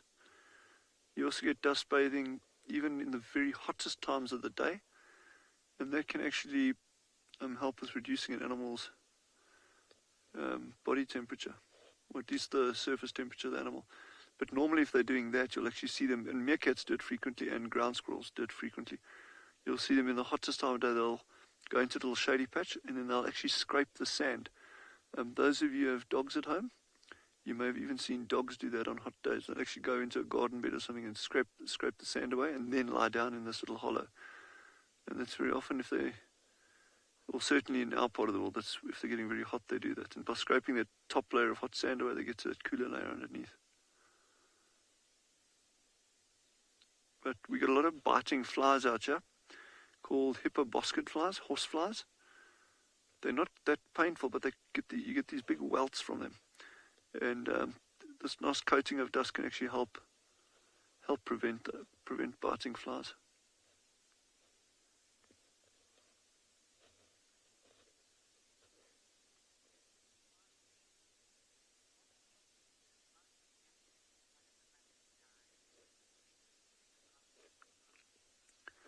Well, Singer has just asked a question on if a mother wildebeest gets killed or dies for whatever purpose or reason, will the rest of the herd look out for that animal? I've actually seen different wildebeest calves, or calves from different females, suckling on one adult female. I don't know what the background was. It was in a herd, but there was a breeding herd of wildebeest. One had finished suckling, another calf walked up and suckled there. I don't know if something had happened to that mother, and this one was mutually suckling on the other one, but I would imagine if that calf was a youngster, that can happen. But then you also get these incredible cases of antagonism. If a calf unknown to an animal tries to suckle on another one, that they'll actually get very aggressive and sometimes even kill it in extreme cases. And again, things like that I would imagine would be related to habitat quality. Monarch has just asked, what are they eating or licking? Very, very observant there. Monarch, good one. That is called a mineral lick. A mineral lick, and it's a supplementary lick block that we actually put out close to water points in these areas. The Kalahari is very well known for being deficient in certain minerals, and sodium is one of those. So that is a salt lick that they're licking there. Yeah, that we're looking at, they're licking, not the other way around.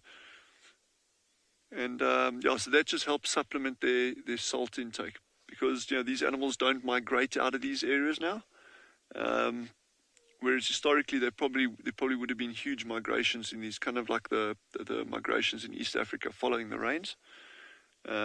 But now that these animals are unable to do that kind of thing, then you've got to take the necessary steps to say, well, okay, are they able to get all the necessary nutrients, minerals? And if not, how can you look at supplementing that? And that's normally with mineral licks. Just this dust is fantastic.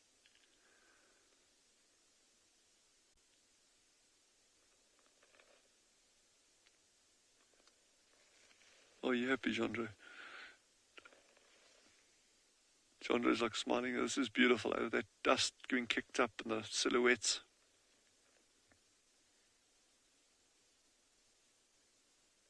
Just for those of you who enjoy photography, and I'm not a great photographer, but that's quite a tricky thing. Okay, here's a nice question. Dylan, I even got that name right. Can you imagine that? Has just asked, do wildebeest travel in herds? The females tend to move in herds like this group, but the bulls are very, very, very territorial, and they have what they call a territorial patch. It's normally this little hollow in the ground that they'll defecate in, they'll stand around, they'll scent mark. They've got these preorbital glands on the face that they'll actually rub up on trees.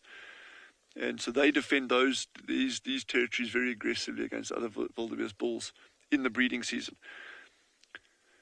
It's the females that go in the herds, and they'll move through a number of different male territories. And as they're going into a certain male's territory, he will actually try kind of keep that herd, that breeding herd, within his area as long as possible to have the opportunity of mating with those females. So the answer in a nutshell there, Dylan, is yes and no. We're just going to carry on sitting here a little bit longer and just enjoying this absolutely magical setting.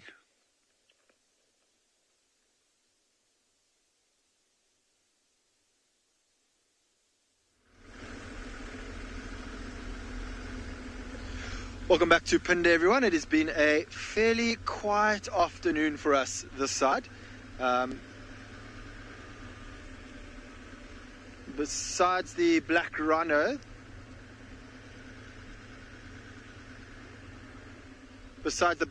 that we had earlier, we haven't seen too much else. But I believe you were all discussing the wildebeest and whether they would adopt the calf of another female. It's a very interesting topic, that. And the reason why it's interesting is I've experienced it myself with a few different species. When I say myself, it's not like another species adopted me. That sounded wrong. But in the 7 years I've been a guide, I've seen it in elephants. I've seen a female elephant with two different calves, and at one stage we thought that maybe the calves were twins. But we did notice quite a large size difference between the calves. There was a very famous pride of lions in the Sabi Sands known as the Charleston Pride, who used to have their territory over the reserve I worked at in Kirkman's Camp. And the lioness of the Charleston Pride adopted her sister's cubs when her sister was killed by another pride of lions. It's going to turn the lights off to not blind these Impala. And she successfully raised those males, which was an incredible story. I don't think she suckled them, but they were about 3 or 4 months when their mother died. And then a really strange story once with leopards. A female leopard and her cub came across another female leopard and her cub. The two females was mother and daughter, and there was a little bit of an altercation around a kill. And the one cub, for some reason, ended up following the wrong mother. So the one cub followed its grandmother, and I suppose the young sister ended up following her sister. And those cubs were raised for about 6 months with a different mother to what they were born to. That male is still alive in the Sabi Sands, and I think it's a absolutely fascinating story. And I can't see why that maternal instinct wouldn't kick in with different species of animals raising the same species of other adults. I have read once a very interesting story, meerkats being the talk of the town at Tswalu. A female meerkat who didn't even have her own pup, at least I think it's a meerkat's called a pup. She didn't have her own pup, and she adopted a youngster and she actually started to lactate herself. So she wasn't pregnant, but that maternal instinct kicked in, and she began to lactate, and that youngster then suckled off her, which is absolutely incredible.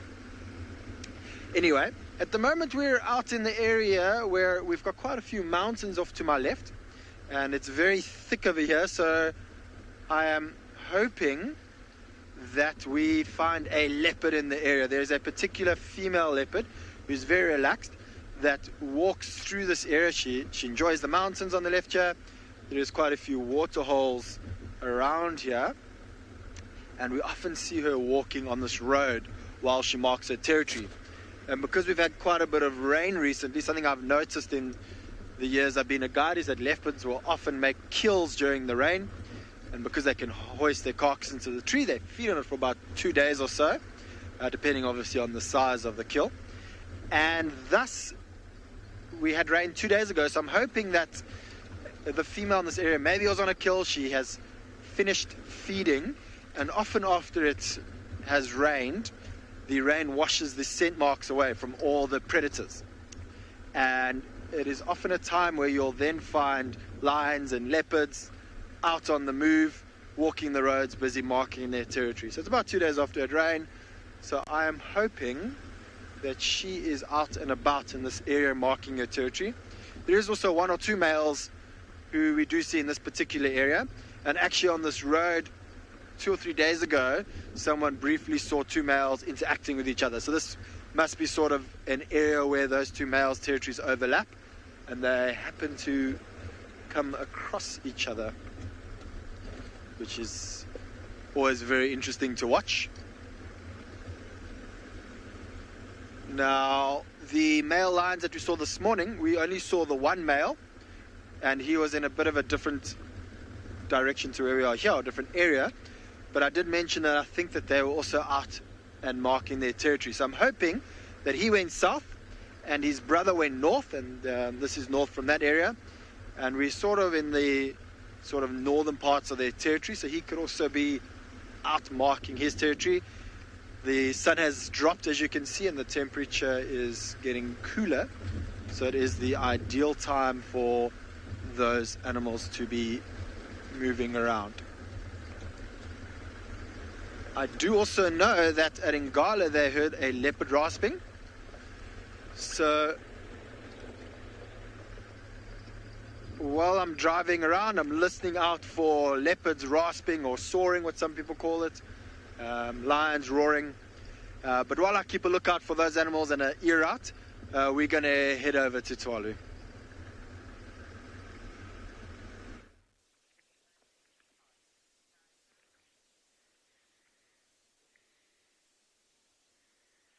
Just watching the interactions of this herd a bit, where they moved down, they drank some water, then they came back to the mineral lick.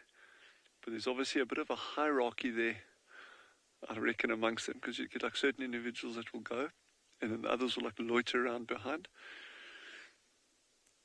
and they'll wait for those others to move off, and then they'll go. And at one stage there was actually a group of them around one of the mineral licks, and then one individual came walking in, and they all just scattered. She put her head down, and the others like scattered off straight away. So I think there's definitely a hierarchy even within these herd groups, and you don't tend to think of that as you know, you think of like, oh, matriarchs, alphas go, well, elephants is like one of the big things that comes to mind. But a lot of these species actually have some kind of hierarchy within them. You know, it's often the really big charismatic species, or so perceived charismatic species, should I rather say, that get the most attention.